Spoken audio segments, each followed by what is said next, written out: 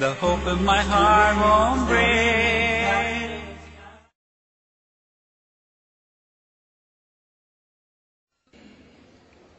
Alhamdulillah. Wassalatu wassalam ala Rasulillah wa ala alihi wa sahbihi ajmain. Amma ba'd. A'udhu billahi minash shaitanir rajim. Bismillahir rahmanir rahim. Wa'tasimu bihablillahi jami'an wa la tafarraqu. Rabbi shrah li sadri wa yassir li amri wahlul 'uqdatam min lisani yafqahu qawli. আমার শ্রদ্ধেয় গুরুজনেরা এবং প্রিয় আমার ভাই বোনেরা, আপনাদের সবাইকে স্বাগত জানাই ইসলামিক সম্ভাষণে। আসসালামু আলাইকুম ওয়া রাহমাতুল্লাহি ওয়া বারাকাতুহু। আল্লাহ সুবহানাহু ওয়া তাআলার দয়া, শান্তি এবং রহমত আপনাদের সবার উপরে বর্ষিত হোক। আজকের এই সুন্দর আলোচনার টপিক হচ্ছে মুসলিম উম্মার মধ্যে একতা। টপিক হলো মুসলিম উম্মার মধ্যে একতা। টপিকটা খুবই গুরুত্বপূর্ণ, একেবারে আলাদা আর খুবই স্পর্শকাতর ইস্যু। গুরুত্বপূর্ণ কারণ মুসলিমদেরকে ওই দ্বিমত পোষণ করবে না যে মুসলিম উম্মার মধ্যে কোনো একতা নেই। সেজন্য এটা খুব গুরুত্বপূর্ণ টপিক। আর টপিকটা একেবারে আলাদা কারণ আপনারা সবাই হয়তো এটা জানেন যে আমার বেশিরভাগ লেকচারের উদ্দেশ্য থাকে দাওয়া দেওয়া। প্রধান লক্ষ্য থাকে অমুসলিমরা আর সেই সাথে মুসলিম ভাই বোনরা। আমি সাধারণত দুই ধরনের লেকচার দিয়ে থাকি। একটা টাইপ, সেটা হলো কম্পারেটিভ রিলিজিয়ান। যেমন ধরেন হিন্দুইজম ও ইসলাম ধর্মের মধ্যে সাদৃশ্য, ইসলাম ও খ্রিস্টান ধর্মের মধ্যে সাদৃশ্য, হিন্দু ধর্মগ্রন্থে মোহাম্মদ সাল্লাল্লাহু আলাইহি সাল্লাম, পৃথিবীর বিভিন্ন ধর্মগ্রন্থে মোহাম্মদ সাল্লাল্লাহু আলাইহি সাল্লাম। যিশু কি ঈশ্বর? যিশু খ্রিস্ট কি আসলে ক্রুশবিদ্ধ হয়েছিলেন? এরকম আরো অনেক। যদিও এই লেকচারগুলোর প্রধান লক্ষ্য হচ্ছে অমুসলিম ভাই বোনেরা, তাদেরকে ইসলাম ধর্ম সম্পর্কে জানাচ্ছি তাদের ধর্মের মাধ্যমে। এতে করে উপকার হয় মুসলিম ভাই বোনদেরও, তারা তাদের অমুসলিম বন্ধুদের দাওয়া দিতে পারে। তাহলে দুজনের জন্যই এই কম্পারেটিভ রিলিজিয়নের ব্যাপারটা দুজনের জন্যই। অমুসলিমরা ইসলাম সম্পর্কে জানতে পারছে আর মুসলিমরা শিখতে পারছে কিভাবে অমুসলিমদের দাওয়া দিতে হবে। আমি অন্য যে টাইপের লেকচার দেই সেগুলো এমন কিছু ইস্যুর উপর যেগুলো দিয়ে মিডিয়া ইসলামের উপর আক্রমণ করে। যেমন ধরেন ইসলামে নারীর অধিকার, অথবা মানুষ ভাবে আজকের বিজ্ঞান ও প্রযুক্তির যুগে ইসলাম সেকেলে হয়ে গেছে, তাই কোরআন আধুনিক বিজ্ঞান।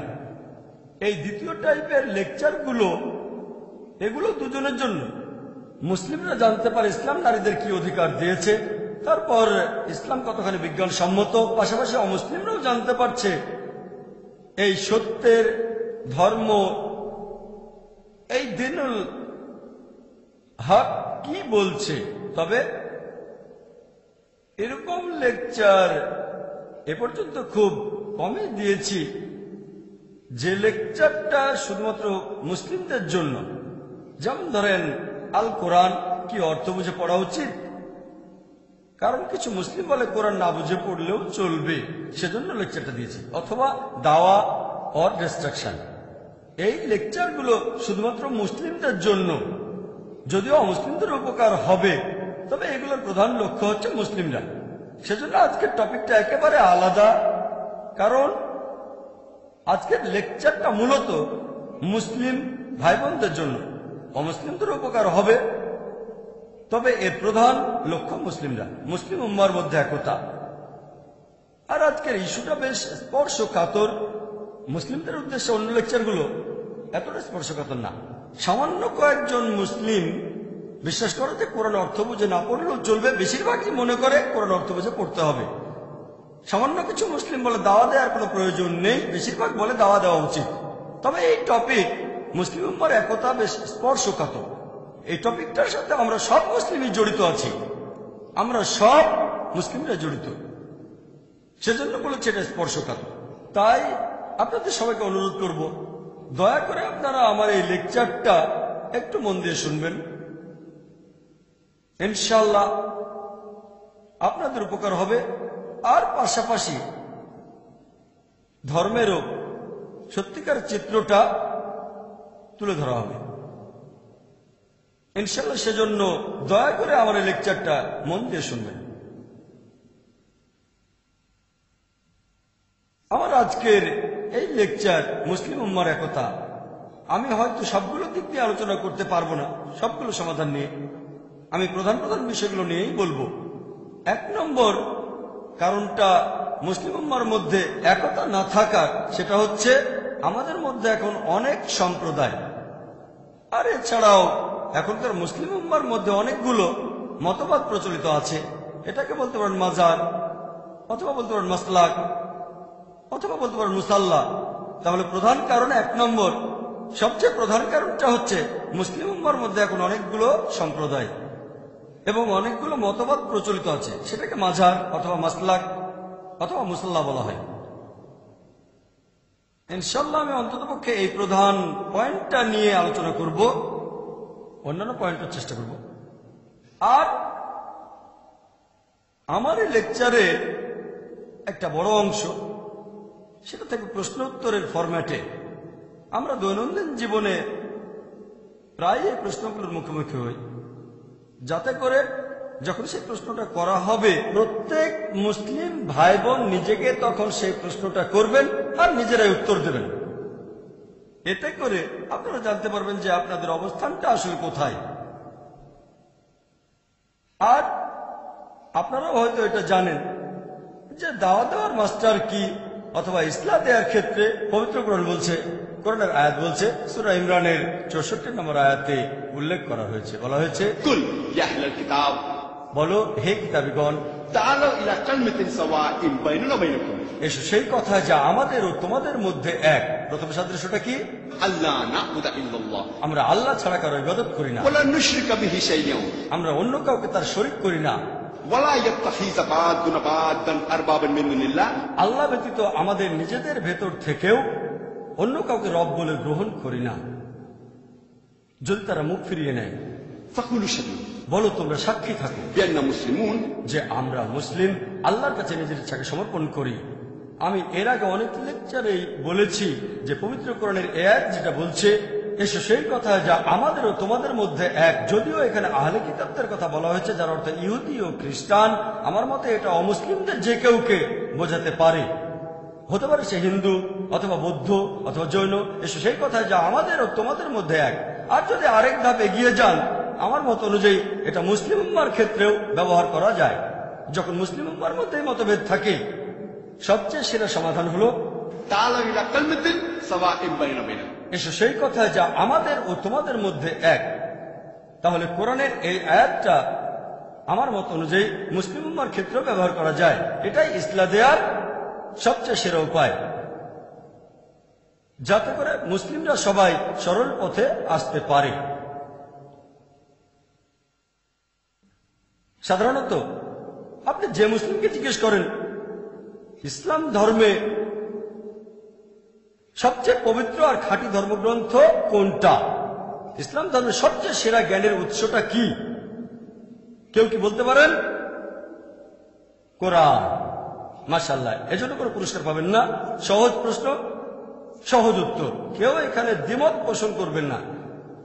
সে হয়তো নিয়ম মেনে চলা মুসলিম না, তবে আপনি যে মুসলিমকে জিজ্ঞেস করেন ইসলাম ধর্মের সবচেয়ে সেরা গ্রন্থ কোনটা, সবচেয়ে পবিত্র ইসলামের সবচেয়ে সেরা গ্রন্থ কোনটা, সে বলবে কোরআন। মাশাআল্লাহ, এটা আমরা সবাই জানি। দ্বিতীয় প্রশ্ন, পবিত্র কোরআনের পরে সবচেয়ে সেরা জ্ঞানের উৎস কোনটা? হাদিস। মাশাআল্লাহ, কোন রকম মতভেদ নেই। নবীজি সাল্লাল্লাহু আলাইহি সাল্লামের হাদিস, কেউ বলে সুন্নাহ, কেউ বলে হাদিস, কোনো মতভেদ নেই। সবাই মেনে নেবে, সেই লোকটা যে মাযহাবেরই হোক না কেন মানবে ইসলামের প্রথম উৎসটা হলো কোরআন, তারপরেরটা হচ্ছে হাদিস। এখন আপনারা অনেকে হয়তো জানেন যে হাদিসের কিছু প্রকারভেদ আছে। কিছু হলো সহিহ হাদিস, এগুলো শক্ত হাদিস, খাঁটি। আর কিছু হলো জয়ীফ হাদিস, এগুলো হলো দুর্বল হাদিস। কিছু হাদিস আবার মওদু, উদ্ভাবিত, বানানো হাদিস। মুসলিমরা কোন হাদিসগুলো মেনে চলবে?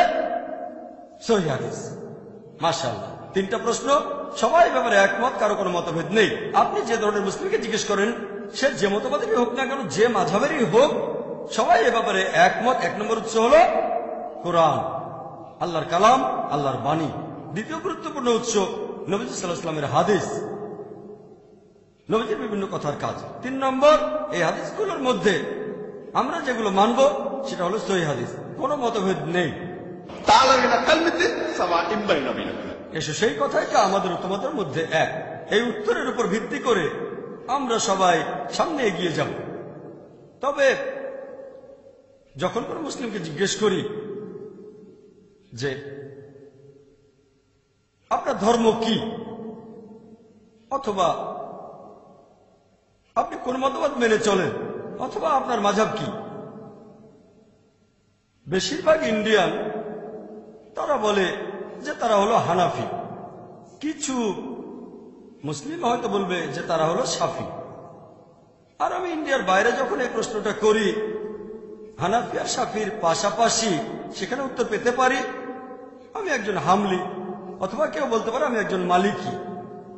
তবে ইন্ডিয়ায় বেশিরভাগ মুসলিম নিজেদেরকে বলে হানাফি। এছাড়াও কিছু মুসলিম নিজেদের বলে শাফি। আরো ভাগ আছে, তবে এই দুটো হলো প্রধান।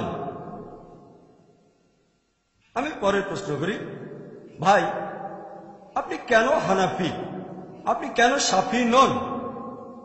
এখানে কমন উত্তর যেটা পাই, কারণ আমার বাবা মা ছিলেন হানাফি, আমার বাবা হানাফি, আমার মা হানাফি, সেজন্য আমিও হানাফি। আমি তখন সে লোককে প্রশ্ন করি, আপনার বাবা শাফি হলে কি হতো? সে তখন বলবে, ভাই জাকির, আমার বাবা যদি শাফি হতেন আমিও শাফি হতাম। খুব সহজ উত্তর, খুব ভালো কথা। আরেকটা সহজ প্রশ্ন, আপনার বাবা মা অমুসলিম যদি হতো তাহলে কি হতো? আপনি তাহলে কি হতেন? তখন সে অনেকক্ষণ চুপ থাকবে। আপনি আমাকে যুক্তিটা দিলেন, যেহেতু আপনার বাবা মা হানাফি সেজন্য আপনি হানাফি। বাবা মা শাফি হলে আপনিও শাফি হতেন, লজিক্যাল কথা। বাবা মা অমুসলিম হলে তখন কি হতো? সে অনেকক্ষণ চুপ থাকবে। ভাই আপনি চুপ করে আছেন কেন? তখন সে নরম গলায় বলবে, তাহলে আমিও হয়তো অমুসলিমই হতাম। নরম ভাবে বলবে, আমি হয়তো অমুসলিমই হয়ে যেতাম। এখন আপনার বয়স হয়তো 30-40 বছর হবে। এখন আপনি আমাকে উত্তর দিচ্ছেন যে আপনি একজন অমুসলিম, হতে পারেন হিন্দু বা খ্রিস্টান অথবা ইহুদি অথবা জৈন। আপনি আমাকে উত্তর দিলেন যে আপনি একজন অমুসলিম, কারণ আপনার বাবা একজন অমুসলিম, আপনার মাও একজন অমুসলিম। আপনি কি মাপ পাবেন? কোনো কথা নেই, সে উত্তর দিতে পারবে না। যদি বলেন মাপ পাবেন, তাহলে যত অমুসলিম আছে তারা সবাই মাপ পাবে, কারণ বেশিরভাগের বাবা মাই ছিল অমুসলিম। সে কোনো কথা বলবে না। তারপর সে আমাকে উত্তর দেবে একটু চিন্তা করে, যদি আল্লাহ আমাকে হেদায়েত করেন তাহলে আমি মুসলিম হয়ে যাব। আমি বললাম ভালো, আল্লাহ হেদায়েত করলে আপনি মুসলিম হয়ে যাবেন। তবে আল্লাহ পবিত্র কোরআনে বলছেন, সূরা আনকাবুতের 69 নম্বর আয়াতে উল্লেখ করা হয়েছে যে যদি তুমি সংগ্রাম করো আল্লাহ সুবহানাহু ওয়া তাআলার পথে, জিহাদ ফি সাবিলিল্লাহ, আল্লাহ সুবহানাহু ওয়া তাআলা তোমার সামনে রাস্তা খুলে দেবেন। এখানে শর্ত হলো আপনি সংগ্রাম করবেন। যদি সংগ্রাম করেন আল্লাহ আপনাকে হেদায়েত করবেন। আল্লাহ এই প্রতিশ্রুতি দিয়েছেন, যদি আপনি আল্লাহ সুবহানাহু ওয়া তাআলার পথে সংগ্রাম করেন আল্লাহ তাহলে আপনার রাস্তা খুলে দেবেন। তাহলে শর্ত হলো যদি সংগ্রাম করেন আল্লাহ আপনার রাস্তা খুলে দেবেন। যেমন গতকাল আপনারা দেখেছেন, বেশ কয়েকদিন ধরে অনেক অমুসলিম আমার কাছে প্রশ্ন করছে যে আমি তো অমুসলিম পরিবারে জন্মেছি, এটা আমার দোষটা কোথায়? আমি উত্তর দিয়েছিলাম, গতকাল অনেকেই এখানে ছিলেন, আমি তাকে প্রমাণ করে দেখিয়েছি যে যদি আপনি এখন ইসলাম গ্রহণ করেন আপনার আগের সব পাপ থেকে ক্ষমা পাবেন। তাহলে এভাবে একটা সুযোগ পাবেন। অনেক অমুসলিম ইসলাম গ্রহণ করেছে। তাহলে শর্ত হলো আপনাকে সংগ্রাম করতে হবে। কোন অমুসলিমকে হয়তো বলেছেন আপনি তাদের ইসলাম ধর্ম মেনে চলা উচিত সত্যকে পাওয়ার জন্য। যদি কোনো অমুসলিম আপনাকে প্রশ্ন করে আপনি কেন মুসলিম, যদি উত্তর দেন যে আমার বাবা ছিল মুসলিম, সেই অমুসলিম বলবে সত্যি করে বলেন তো আপনি কখনো সত্যিকে খোঁজার চেষ্টা করেছেন? তাহলে আপনার দায়িত্ব ইসলাম সম্পর্কেও জ্ঞান অর্জন করা। পড়বেন কোরআন এবং হাদিস বাধ্যতামূলক। অমুসলিমদের পাশাপাশি মুসলিমদেরও বলবেন আপনারা সত্যের পথে থাকেন। আমি কি বলতে পারি? আলহামদুলিল্লাহ, আপনার বাবা মা মাশাআল্লাহ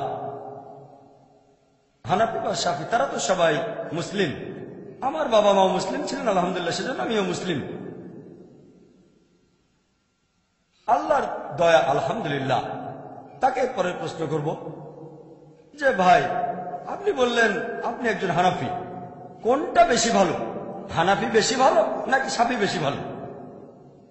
এটা আমার পরের প্রশ্ন। কোনটা বেশি ভালো, হানাফি না শাফি? এই সব মুসলিম সম্প্রদায়ের বেশিরভাগ লোক এখানে উত্তর দেবে, চারজন আলেম এটা বানিয়েছেন।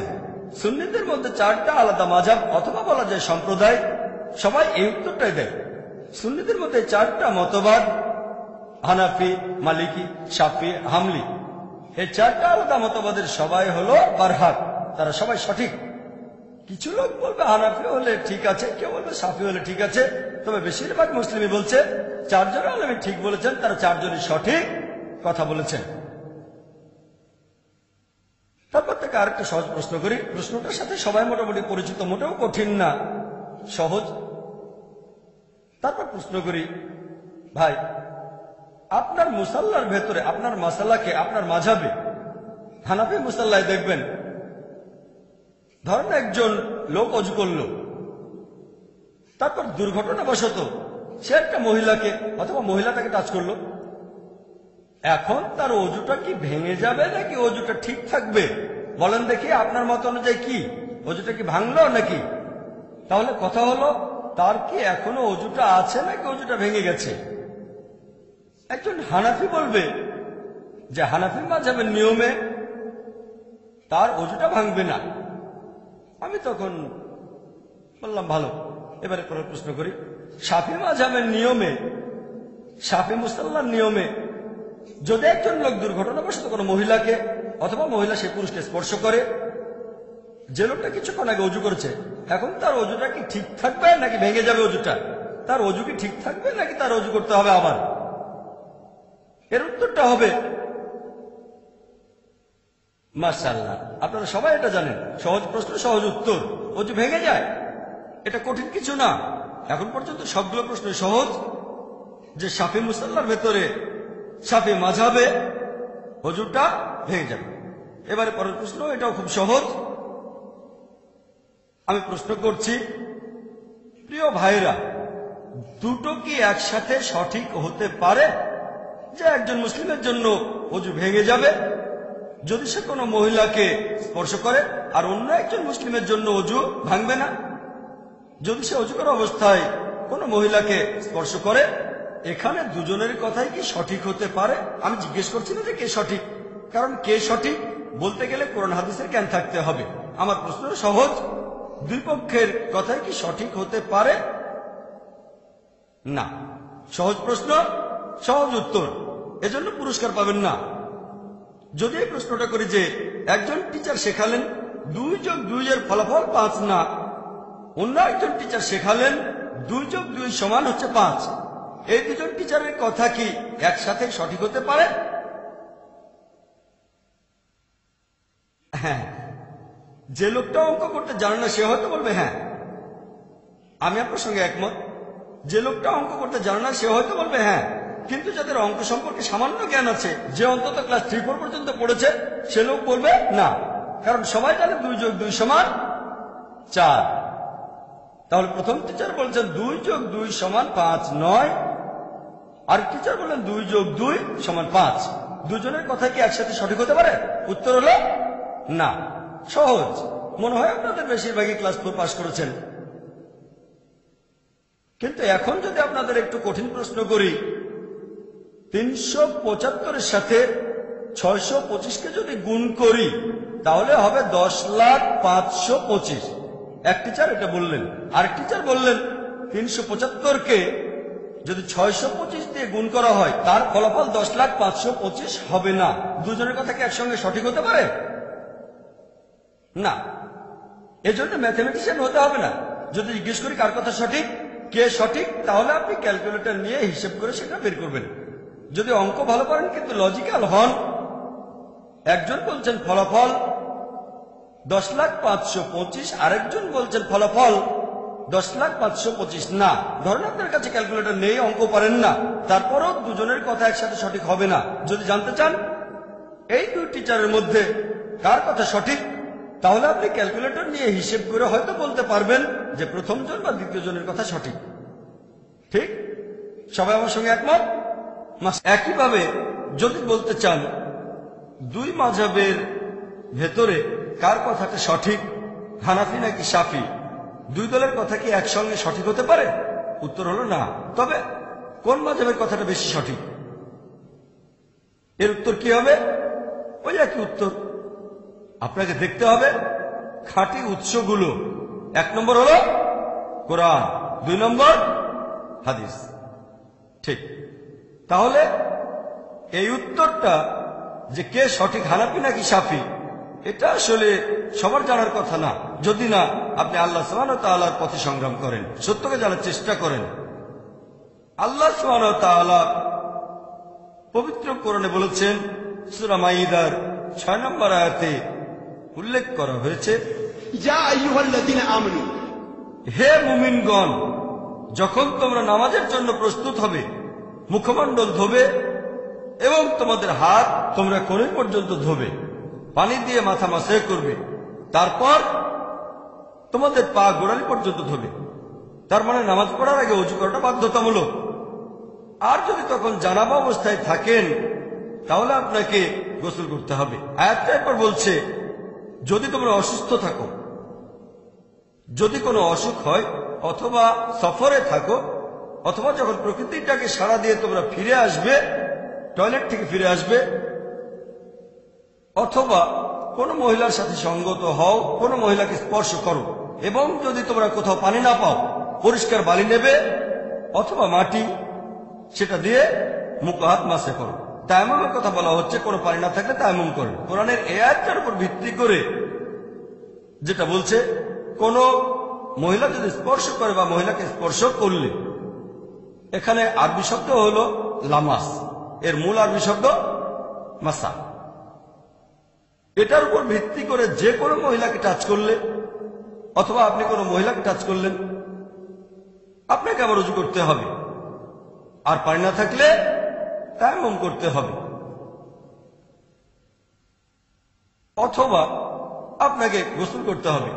গোসল, ওযু অথবা তায়াম্মুম, 3টা অপশন। কোথাও পানি না থাকলে তায়াম্মুম করবেন। এখন এই আরবি শব্দ মাসা, এই শব্দটা দুটো অর্থ, ডিকশনারি খুললে আপনারাও দেখতে পাবেন মাসা শব্দের অর্থটা কি। এর অর্থ দুটো, একটা শারীরিক স্পর্শ, আরেকটা সহবাস করা। তাহলে এই দুইজন মহান আলেম, তারা খুব জ্ঞানী ছিলেন। ইমাম আবু হানিফা রাহমাতুল্লাহ আলাইহি, আল্লাহ তাকে শান্তিতে রাখুন, তিনি আয়াতের অর্থ করেন, যদি কোনো মহিলার সাথে সহবাস করেন তাহলে আপনার ওযু অথবা গোসল করাটা বাধ্যতামূলক হয়ে যায়। এখানে মাসা শব্দটার অর্থ হচ্ছে সহবাস করা।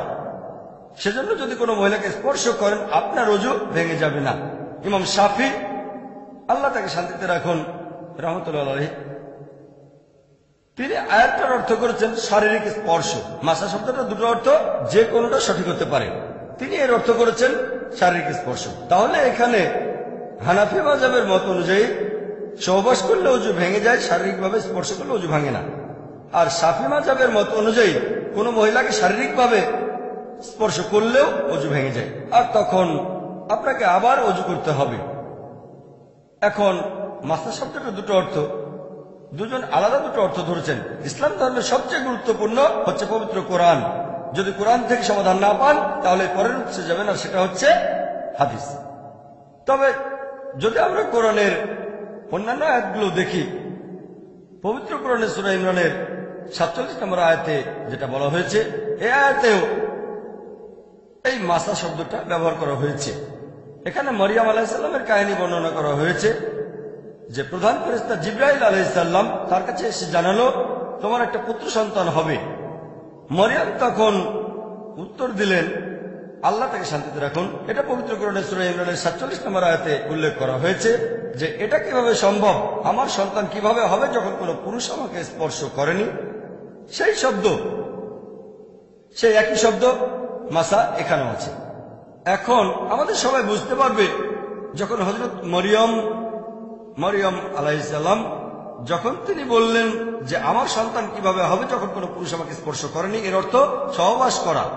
শারীরিক স্পর্শ বোঝানো হচ্ছে না, কারণ শারীরিকভাবে কোনো মহিলাকে স্পর্শ করলে সন্তান হওয়ার কোনো সম্ভাবনা নেই, কিন্তু যদি কেউ সহবাস করে তাহলে সন্তান হওয়ার সম্ভাবনা থাকবে। সেজন্য তিনি বললেন যে আমার সন্তান হবে কিভাবে যখন কোনো পুরুষ আমাকে স্পর্শ করেনি। তখন উত্তর আসলো, আল্লাহ যখন কিছু স্থির করেন, আল্লাহ বলেন কুন ফায়াকুন, হও, আর সেটা হয়ে যায়। এই হলো পুরো আয়াতটা। তবে এখানে মাসা শব্দটার অর্থ সহবাস করা। এছাড়াও আমরা যদি নবীজি মুহাম্মদ সাল্লাল্লাহু আলাইহি ওয়াসাল্লামের হাদিস পড়ি, যদি কোনো সন্দেহ থাকে, কোরআনের কোনো আয়াতের অর্থ বুঝতে না পারেন, তাহলে এরপরের উচ্চ হাদিস দেখবেন, আর খেয়াল রাখবেন সে হাদিসটা যেন সহিহ হাদিস হয়। এমন একটা হাদিস, সহিহ হাদিস আছে আবু দাউদে 1 নম্বর খণ্ড, বুক অব সালাহ, 70 নম্বর অধ্যায়ের 179 নম্বর হাদিস।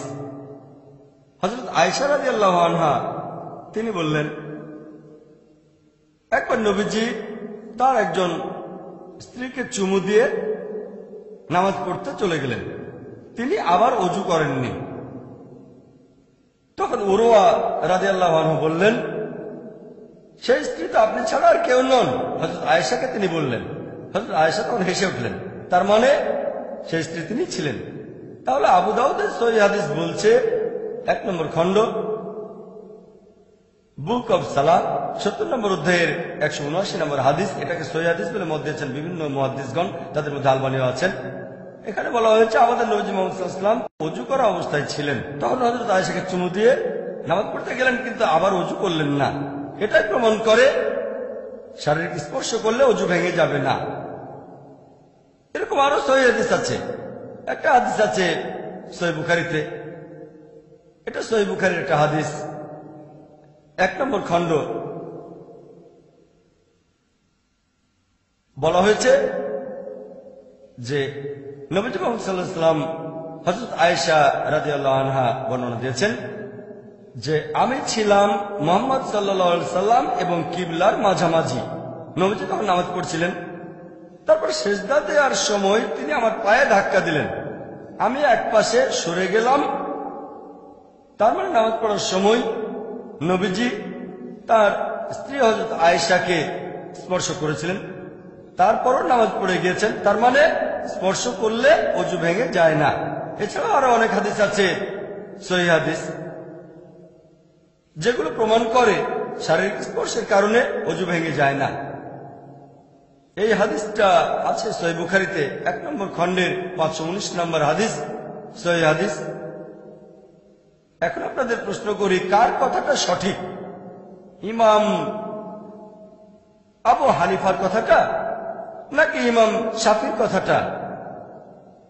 ইমাম আবু হানিফা, কারণ তার কথাগুলো পবিত্র কোরআন এবং সহিহ হাদিসের সাথে মিলে যাচ্ছে। কেউ আমাকে বলতে পারে, তাহলে কি বলছেন ইমাম শাফির কথাগুলো সব ভুল? আমি ইমাম শাফিকে শ্রদ্ধা করি, আল্লাহ তাকে শান্তিতে রাখুন, রাহমাতুল্লাহ আলাইহি, তাকে শ্রদ্ধা করি, সম্মান করি এবং ভালোবাসি। আমাদের নবীজি বলেছেন যে যদি কেউ ধর্ম সম্পর্কে গবেষণা করার পর কোন বিশেষজ্ঞ একটা মতামত দেয়, যদি তার মতামতটা সঠিক হয় সে একটা পুরস্কার পাবে। মতামত সঠিক হলে 2টো পুরস্কার পাবে, যদি মতামত ভুল হয় 1টা পুরস্কার পাবে। কোন বিশেষজ্ঞ যদি ফতোয়া দেন, নিজের মতামত দেন, যদি সেটা সঠিক হয় তিনি 2টো পুরস্কার পাবেন, তবে যদি ভুলও হয় তিনি 1টা পুরস্কার পাবেন। আমি বলছি না যে ইমাম শাফি রাহমাতুল্লাহ আলাইহি তিনি জ্ঞানী ছিলেন না, তিনি অবশ্যই জ্ঞানী ছিলেন, তিনি অনেক কিছু জানতেন। তবে আমাদের বুঝতে হবে সেই সময় যখন ইমাম হানিফা বা ইমাম শাফি রাহমাতুল্লাহ আলাইহি ওনারা যখন বেঁচে ছিলেন, সব হাদিস তখন সংগ্রহ করা হয়নি, সংগ্রহ করা শুরু হয়েছে আরো আগে। তবে শেষ হয়েছে অনেক পরে। এখন হতে পারে আবু দাউদের এই হাদিসটা 1 নম্বর খণ্ড 70 নম্বর অধ্যায়ের 179 নম্বর হাদিস, এছাড়াও সহিহ বুখারীর এই হাদিসটা 1 নম্বর খণ্ডের 519 নম্বর হাদিস, এটা ইমাম শাফির কাছে পৌঁছায়নি। যেহেতু হাদিসটা তার কাছে পৌঁছায়নি, তিনি দুটো অপশনের একটা বেছে নিয়েছেন, শারীরিক স্পর্শ বা সহবাস। তিনি এটাকে ধরেছেন শারীরিক স্পর্শ। এমন না যে তিনি জ্ঞানী নন, হয়তো এই হাদিসটা তার কাছে পৌঁছায়নি। তাহলে পবিত্র কোরআনের এই আয়াতে একটা শব্দে দুটো অর্থ হতে পারে, তিনি একটা অর্থ ধরেছেন। এমন না যে তিনি ইচ্ছা করেই ভুলটা করেছেন, এমন বলেছেন কারণ হতে পারে হাদিসটা তার কাছে পৌঁছায়নি।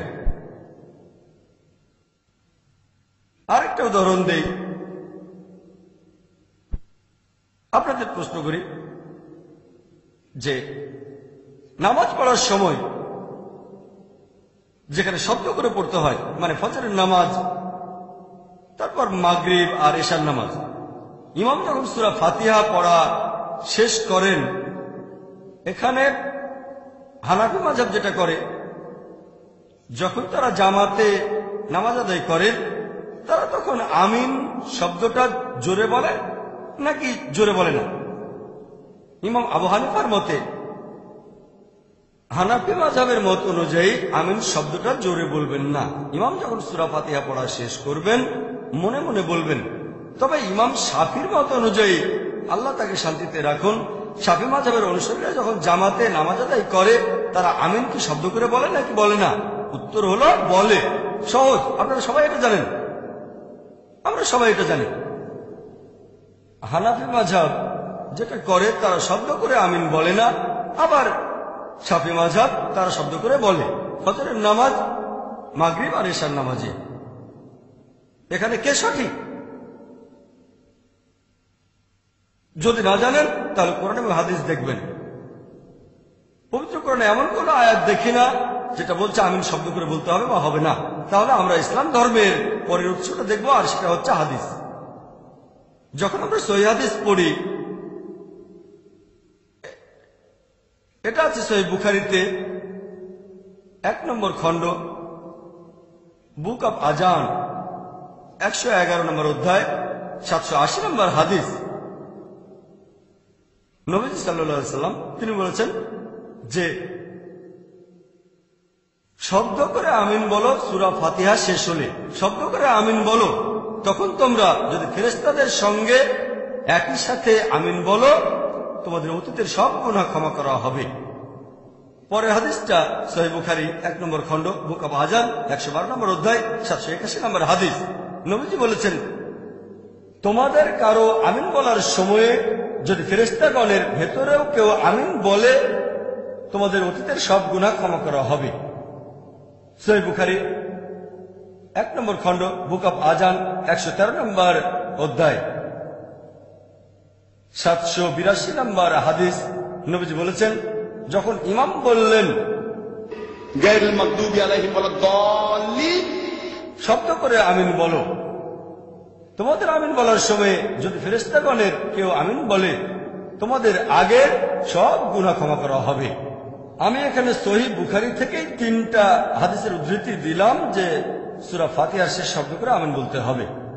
একইভাবে সহিহ মুসলিমে সব মিলিয়ে মোট 6টা হাদিস আছে।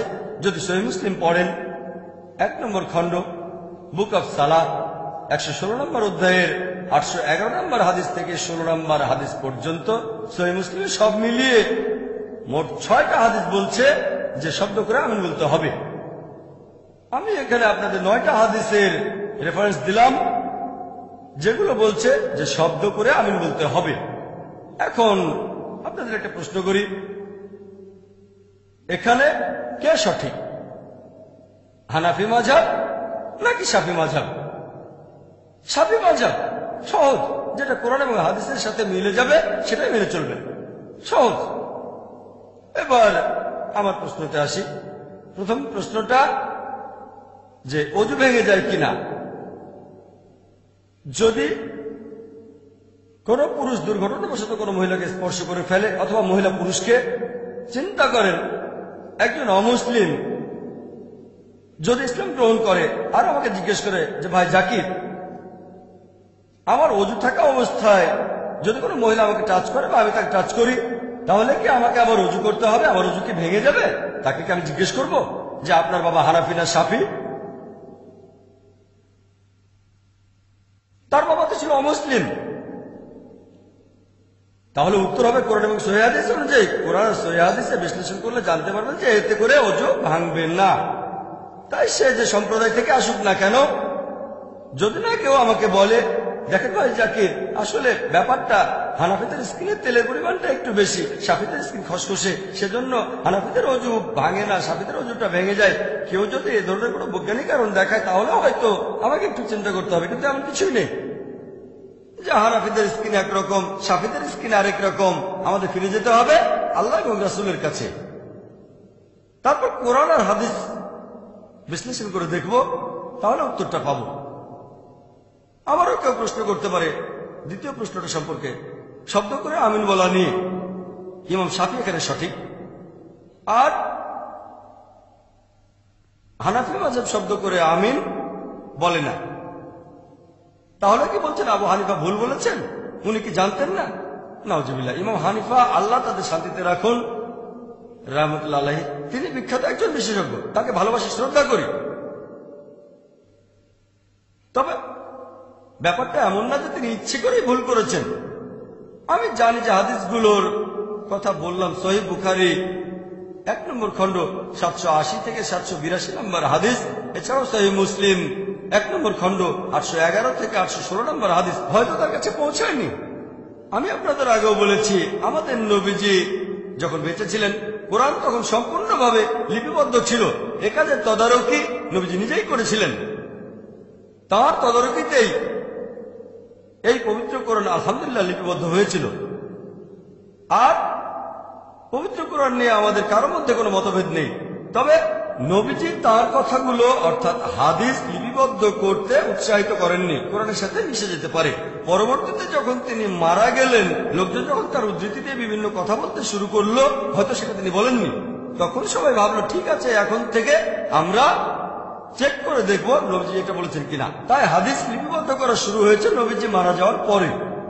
আর এই 4 জন মহান ইমামের সময়ে ইমাম আবু হানিফা, ইমাম মালিক, ইমাম শাফি, ইমাম আহমেদ ইবনে হাম্বল, আল্লাহ সবাইকে শান্তিতে রাখুন, তখনও হাদিস লিপিবদ্ধ হচ্ছিল, তখনও সেটা শেষ হয়নি। পরবর্তীতে ইমাম বুখারী আসলেন, ইমাম মুসলিম আসলেন, আবু দাউদ, তিরমিজি, এভাবে পরবর্তী সময় এই 4 ইমামের ইন্তেকালের অনেকদিন পরে হাদিসের সংগ্রহ আরো সমৃদ্ধ হলো। তাই তারা সেই সময়ে যতটুকু জানতে পেরেছেন সেটার উপরে মতামত দিয়েছেন। এখন বলতে পারেন, ভাই জাকির, আপনি কি ইমাম আবু হানিফার চেয়ে বেশি জ্ঞানী? ভাই জাকির, নিজেকে ইমাম শাফির চেয়ে বেশি জ্ঞানী মনে করেন আপনি? আল্লাহ তাদের দুজনকে শান্তিতে রাখুন। আমি বলবো না, মোটেই না, ওনাদের তুলনায় আমরা কিছুই না। তারা নবীজির অনেক কাছে ছিলেন, তাদের জ্ঞান মাশাআল্লাহ, ওনারা ইমাম, আমাদের সাথে তুলনায় চলে না। জীবিত কোনো মানুষের সাথে তাদের তুলনা চলে না। তবে আগেও বলেছি যে আমাদের বুঝতে হবে হাদিস সংগ্রহ করার কাজ সেই সময়ও চলছিল। তাই এই 4 জন ইমামই বলেছেন কোন মুসলিমই বলতে পারবে না যে সে সবগুলো সহিহ হাদিস জানে। আর এখনকার সময়টা হচ্ছে বিজ্ঞান আর প্রযুক্তির যুগ, এখন অনেক সহজ। সেই সময়ে ইমামদের আমলে কোন হাদিস সংগ্রহ করতে গেলে হয়তো যেতে হতো কয়েকশো কিলোমিটার, কয়েক হাজার কিলোমিটার, সেগুলো লিখে রাখতে হতো। ফটোস্ট্যাট মেশিন ছিল না, এখন ফটোস্ট্যাট মেশিন আছে, ফ্যাক্স আছে, ইমেল আছে। এখান থেকে পৃথিবীর আরেক প্রান্তে ফ্যাক্স করতে পারেন, ইমেল করে পাঠাতে পারেন, কয়েক সেকেন্ডের মধ্যে পৌঁছে যাবে। তখনকার দিনে বিজ্ঞান প্রযুক্তি এত উন্নত ছিল না। আর এখন সবগুলো সহিহ হাদিস একটা সিডিতে পেতে পারেন, পুরো বুখারী শরীফ একটা ডিস্কে, সহিহ বুখারী, সহিহ মুসলিম, আমাদের এই আইআরএফে 10 লক্ষ হাদিস একটা ডিস্কে ভাগ করা আছে, সহিহ, জয়ীফ, মওদু। যেহেতু বর্তমানে বিজ্ঞান আর প্রযুক্তি অনেক উন্নত, আমরা অনেক সহজে হাদিসগুলো জানতে পারি। সে আমলে এটা মোটেও সহজ ছিল না। في خلق السماوات والأرض واختلاف الليل والنهار والفلك التي تجري في البحر بما ينفع الناس وما أنزل الله من السماء من ماء أحيا به الأرض بعد موتها وبث فيها من كل دابة وتصريف الرياح والسحاب المسخر بين السماء والأرض لآيات لقوم It's time to share and to declare the hope of my heart won't break.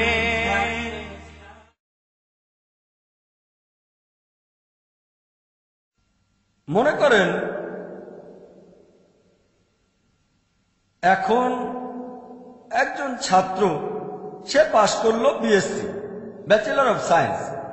এখন বিজ্ঞানের বিভিন্ন বিষয়ে সে আইজ্যাক নিউটনের চেয়ে অনেক বেশি জানে। আইজ্যাক নিউটন হলেন পৃথিবীর সেরা বিজ্ঞানী, জানেন তো? আইজ্যাক নিউটন 1 নম্বর। মাইকেল এইচ হার্ট একটা বই লিখেছিলেন ইতিহাসের সবচেয়ে প্রভাবশালী 100 জন। তিনি 1 নম্বরে বসিয়েছিলেন আমাদের নবীজি মুহাম্মদ সাল্লাল্লাহু আলাইহি ওয়াসাল্লামকে। 2 নম্বর আইজ্যাক নিউটন।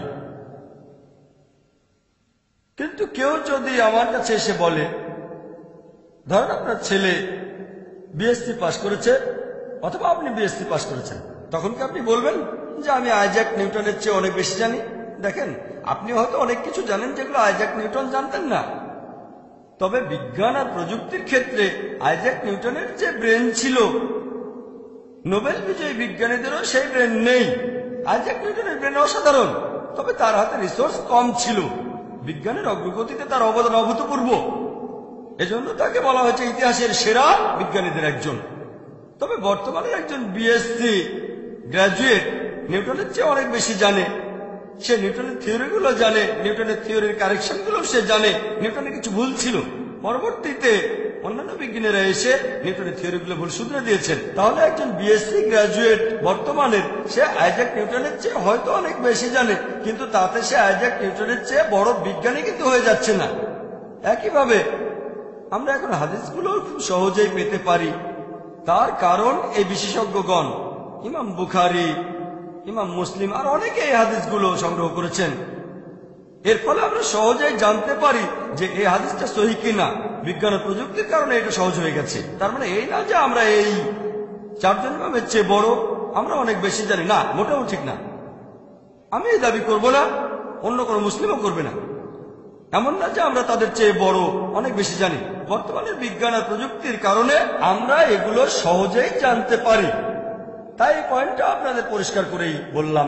এজন্যই বলেছিলাম যে টপিকটা স্পর্শকাতর। 4 জন ইমামকেই আমরা শ্রদ্ধা করি, তাদের সবাইকে ভালোবাসি।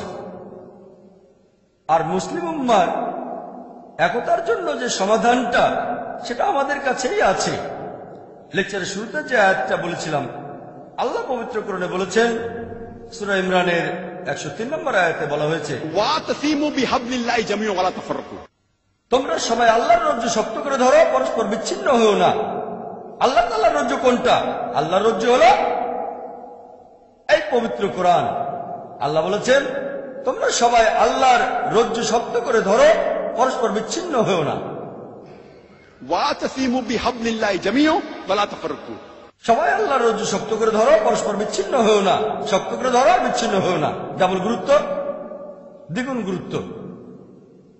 আর পবিত্র কোরআনের অনেক আয়াতেই বলা হয়েছে, আতিউল্লাহ ওয়া আতিউর রাসূল। আল্লাহ এবং তার রাসূলকে মেনে চলো। আল্লাহ আমাদের মুসলিমদের এই আদেশ দিয়েছেন। অনেক জায়গায় তিনি বলেছেন, সব মিলিয়ে 20টারও বেশি আয়াতে, পবিত্র কোরআনে 20টারও বেশি আয়াতে আল্লাহ তাআলা বলেছেন আতিউল্লাহ ওয়া আতিউর রাসূল। সূরা ইমরানের 32 নম্বর আয়াতে উল্লেখ করা হয়েছে, সূরা ইমরানের 132 নম্বর আয়াতে উল্লেখ করা হয়েছে, সূরা নিসার 13 নম্বর আয়াতে উল্লেখ করা হয়েছে, সূরা নিসার 59 নম্বর আয়াতে উল্লেখ করা হয়েছে, সূরা নিসার 69 নম্বর আয়াতে উল্লেখ করা হয়েছে, সূরা নিসার 80 নম্বর আয়াতে উল্লেখ করা হয়েছে, সূরা মাইদার 92 নম্বর আয়াতে উল্লেখ করা হয়েছে, সূরা আনফালের 1 নম্বর আয়াতে উল্লেখ করা হয়েছে, সূরা আনফালের 20 নম্বর আয়াতে উল্লেখ করা হয়েছে, সূরা আনফালের 46 নম্বর আয়াতে বলা হয়েছে, সূরা তাওবার 71 নম্বর আয়াতে উল্লেখ করা হয়েছে, সূরা নূরের 47 নম্বর আয়াতে উল্লেখ করা হয়েছে, সূরা নূরের 52 নম্বর আয়াতে উল্লেখ করা হয়েছে, সূরা নূরের 54 নম্বর আয়াতে উল্লেখ করা হয়েছে, সূরা আহজাবের 31 নম্বর আয়াতে উল্লেখ করা হয়েছে, সূরা আহজাবের 33 নম্বর আয়াতে উল্লেখ করা হয়েছে, সূরা মুহাম্মদের 33 নম্বর আয়াতে উল্লেখ করা হয়েছে, সূরা ফাতার 17 নম্বর আয়াতে উল্লেখ করা হয়েছে, সূরা হুজরাতের 14 নম্বর আয়াতে উল্লেখ করা হয়েছে, সূরা মুজাদিলার 13 নম্বর আয়াতে উল্লেখ করা হয়েছে, সূরা তাগাবুনের 12 নম্বর আয়াতে উল্লেখ করা হয়েছে, পবিত্র কোরআনে 20টারও বেশি আয়াতে আল্লাহ বলেছেন আতিউল্লাহ ওয়া আতিউর রাসূল, আল্লাহকে মানো এবং তার রাসূলকে মানো। তাহলে আল্লাহর রজ্জু এই পবিত্র কোরআন আর সহিহ হাদিস, নবীজি মুহাম্মদ সাল্লাল্লাহু আলাইহি ওয়াসাল্লাম। আল্লাহ তাআলা আমাদের বলেছেন তোমরা সবাই আল্লাহর রজ্জু শক্ত করে ধরো আর পরস্পর বিচ্ছিন্ন হও না, পবিত্র কোরআন এবং সহিহ হাদিস। আল্লাহ পবিত্র কোরআনে বলেছেন, সূরা আনামের 159 নম্বর আয়াতে উল্লেখ করা হয়েছে, আল্লাহ বলেছেন যে যারা দিন সম্পর্কে নানা মতের সৃষ্টি করেছে এবং বিভিন্ন দলে বিভক্ত হয়েছে, তাদের কোনো দায়িত্ব তোমার নয়। নবীজিকে বলছেন তাদের কোনো দায়িত্ব তোমার নয়, তাদের বিষয় আল্লাহর এখতিয়ারভুক্ত। আল্লাহ তাদের কৃতকর্ম সম্পর্কে অবহিত করবেন আর আল্লাহ তাদের বলবেন যে সত্যিটা কি। আল্লাহ নবীজিকে বলছেন যারা ধর্মে নানা মতের সৃষ্টি করে আর বিভিন্ন দলে বিভক্ত হয়, হে নবী তাদের কোনো দায়িত্ব তোমার নয়, তাদের বিষয় আল্লাহর এখতিয়ারভুক্ত। আল্লাহ তাদের কৃতকর্ম সম্পর্কে অবহিত করবেন। তার মানে ইসলাম ধর্মে বিভিন্ন দল তৈরি করা হচ্ছে হারাম, এটা নিষিদ্ধ। আর পবিত্র কোরআনে এই কথাটা অনেকবার বলা হয়েছে। আল্লাহ পবিত্র কোরআনে বলেছেন, সূরা রুমের 31-32 নম্বর আয়াতে উল্লেখ করা হয়েছে, বলা হয়েছে মুশরিকদের অন্তর্ভুক্ত হয়েও না যারা আল্লাহ সুবহানাহু ওয়া তাআলার শরীক উপাসনা করে, আর তাদের মতো হয়েও না যারা দ্বীনে মতভেদ সৃষ্টি করে বিভিন্ন দলে বিভক্ত হয় আর প্রত্যেক দল উল্লাস করে তারা সত্যের পথে আছে। আল্লাহ পবিত্র কোরআনে সূরা রুমের 31 ও 32 নম্বর আয়াতে উল্লেখ করেছেন, তাদের মতো হয়েও না যারা আল্লাহর সাথে কাউকে শরীক করে, আর তাদের মতো হয়েও না যারা দ্বীনে মতভেদ সৃষ্টি করে বিভিন্ন দলে বিভক্ত হয় আর প্রত্যেকেই উল্লাস করে যে তারাই সঠিক সত্যের পথে আছে। আল্লাহ এই কথাটা আবারও বলেছেন সূরা মুমিনুনের 53 ও 54 নম্বর আয়াতে উল্লেখ করা হয়েছে যে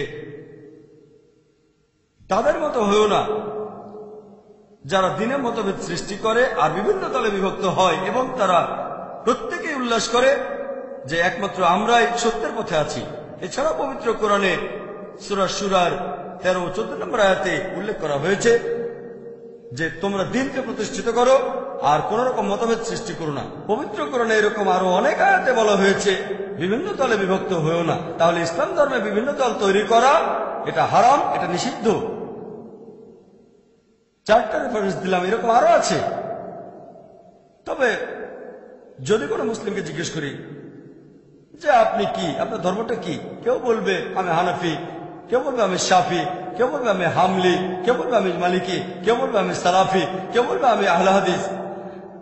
আমাদের প্রিয় নবীজি কি ছিলেন? তিনি কি হানাফি ছিলেন, নাকি ছিলেন মালিকি, নাকি শাফি ছিলেন, অথবা ছিলেন হামলি, নাকি আহলে হাদিস, নাকি ছিলেন সালাফি? তিনি কি ছিলেন? আল্লাহ পবিত্র কোরআনে বলেছেন, সূরা ইমরানের 67 নম্বর আয়াতে উল্লেখ করা হয়েছে, ইব্রাহিম আলাইহিস সালাম ইহুদি অথবা খ্রিস্টান ছিলেন না, ছিলেন আত্মসমর্পণকারী, ছিলেন মুসলিম। পবিত্র কোরআনে সূরা ইমরানের 52 নম্বর আয়াতে উল্লেখ করা হয়েছে যে যীশু খ্রিস্টের অনুসারী যারা ছিল তারা সবাই বলল আমরা তো মুসলিম। আল্লাহ পবিত্র কোরআনে বলেছেন, সূরা হজের 78 নম্বর আয়াতে উল্লেখ করা হয়েছে, তোমরা জিহাদ করো আল্লাহ সুবহানাহু ওয়া তাআলার পথে, হে মুমিনগণ জিহাদ করো আল্লাহর পথে যেভাবে জিহাদ করা উচিত। তোমরা জিহাদ করো অধ্যবসায় এবং শৃঙ্খলার সাথে জিহাদ করে যাও। আল্লাহ তোমাদের মনোনীত করেছেন, তিনি দ্বীনের ব্যাপারে তোমাদের উপর কঠোরতা আরোপ করেননি। তিনি তোমাদের জন্য যে ধর্ম মনোনীত করেছেন, যে দিন মনোনীত করেছেন সেটা হচ্ছে ইব্রাহিমের দিন। তিনি তোমাদের নাম দিয়েছেন মুসলিম, আগের সব আসমানি কিতাবে এবং এই কিতাবেও আল্লাহ বলেছেন তিনি আমাদের মুসলিম বলে ডেকেছেন, আগেকার আসমানি কিতাবে আর এই কিতাবেও। সুতরাং যাকাত দাও, নামাজ আদায় করো। তাহলে আল্লাহ বলেছেন তিনি আমাদের নামকরণ করেছেন মুসলিম, এই আসমানি কিতাবে আর আগের কিতাবে। তাহলে আল্লাহ আমাদের যে লেভেল দিয়েছেন সেটা হলো মুসলিম। এছাড়াও আপনারা কোরআনের আরো অনেক আয়াতে দেখবেন আল্লাহ আমাদেরকে সম্বোধন করেছেন মুসলিম বলে পবিত্র কোরআনের সূরা ফুসিলাতের 33 নম্বর আয়াতে উল্লেখ করা হয়েছে, ومن أحسن قولا ممن دعا إلى الله وعمل صالحا قال إنني من المسلمين। কথায় সেই ব্যক্তি অপেক্ষা কে উত্তম যে আল্লাহর পথে মানুষকে আহ্বান করে, সৎ কাজ করে এবং বলে আমি তো মুসলিম, আমি আল্লাহর কাছে আত্মসমর্পণকারী। আল্লাহ বলেননি যে আমরা হানাফি বা শাফি বা হামলি বা মালিকি বা সালাফি বা আহলে হাদিস। আল্লাহ আমাদের বলেছেন قال إنني من المسلمين। বলো আমি একজন মুসলিম। আল্লাহ কথা আবার বলেছেন সূরা জুমারের 12 নম্বর আয়াতে উল্লেখ করা হয়েছে, বলো আমি সেই প্রথম কয়েকজনের মধ্যে একজন যারা মুসলিম, যারা আল্লাহর কাছে আত্মসমর্পণ করে।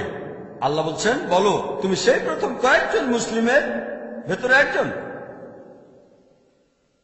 আমার লেকচারের শুরুতে দাওয়ার মাস্টারকে এটা নিয়ে বলেছিলাম, একবারে শুরুতে না একটু পরে লেকচার শুরুর আগে। দাওয়ার মাস্টার কি হচ্ছে সূরা ইমরানের 64 নম্বর আয়াত, যেখানে উল্লেখ করা হয়েছে قل يا أهل الكتاب বলো হে কিতাবীগণ تعالوا إلى كلمة سواء بيننا وبينكم এসো সেই কথায় যা আমাদের ও তোমাদের মধ্যে এক। প্রথম সাদৃশ্য কি? ألا نعبد إلا الله আমরা আল্লাহ ছাড়া কারো ইবাদত করি না, ولا نشرك به شيئا আল্লাহর সাথে কাউকে শরীক করি না। ولا يتخذ بعضنا بعضا أربابا من دون الله আমরা আল্লাহ ব্যতীত আমাদের মধ্য থেকে কাউকে ঈশ্বর বলে গ্রহণ করি না। فإن تولوا যদি তারা মুখ ফিরিয়ে নেয় فقولوا اشهدوا বলো তোমরা সাক্ষী থাকো بأننا مسلمون যে আমরা মুসলিম, আল্লাহর কাছে আত্মসমর্পণ করি। যখন আমরা অমুসলিমদের সাথে কথা বলি, কোনো সমস্যা হলে فقولوا اشهدوا তোমরা সাক্ষী থাকো যে আমরা মুসলিম, আল্লাহ তাআলার কাছে নিজের ইচ্ছাকে সমর্পণ করি। এরপর পবিত্র কোরআনে সূরা হজের 78 নম্বর আয়াতে উল্লেখ করা হয়েছে যে আল্লাহ আমাদের নামকরণ করেছেন মুসলিম। সব মিলিয়ে পবিত্র কোরআনে 7টি আয়াতে বলেছেন আল্লাহ তাআলা নিজেদের মুসলিম বলো, কুল বলো তোমরা মুসলিম, বলো তোমরা মুসলিম। পবিত্র কোরআনে সূরা ফুসিলাতে 33 নম্বর আয়াতে উল্লেখ করা হয়েছে। এরপর সূরা জুমারের 12 নম্বর আয়াতে উল্লেখ করা হয়েছে, সূরা ইমরানের 64 নম্বর আয়াতে উল্লেখ করা হয়েছে, সূরা বাকারার 136 নম্বর আয়াতে উল্লেখ করা হয়েছে, এরপর সূরা আম্বিয়ার 108 নম্বর আয়াতে উল্লেখ করা হয়েছে, সূরা কাসাসের 53 নম্বর আয়াতে উল্লেখ করা হয়েছে, সূরা আনকাবুতের 46 নম্বর আয়াতে উল্লেখ করা হয়েছে। পবিত্র কোরআনের 7টি জায়গায় আল্লাহ বলেছেন কুল বলো যে তোমরা মুসলিম, তোমরা বলো যে তোমরা মুসলিম। তাহলে মতভেদটা আসছে কোত্থেকে? তারা 4 জনে বিখ্যাত ইমাম, ইমাম আবু হানিফা, ইমাম মালিক, ইমাম শাফি, ইমাম আহমদ ইবনে হাম্বল। আমরা তাদের ভালোবাসি, সবাইকে শ্রদ্ধা করি, সবাইকে সম্মান করি, তারা বিখ্যাত বিশেষজ্ঞ।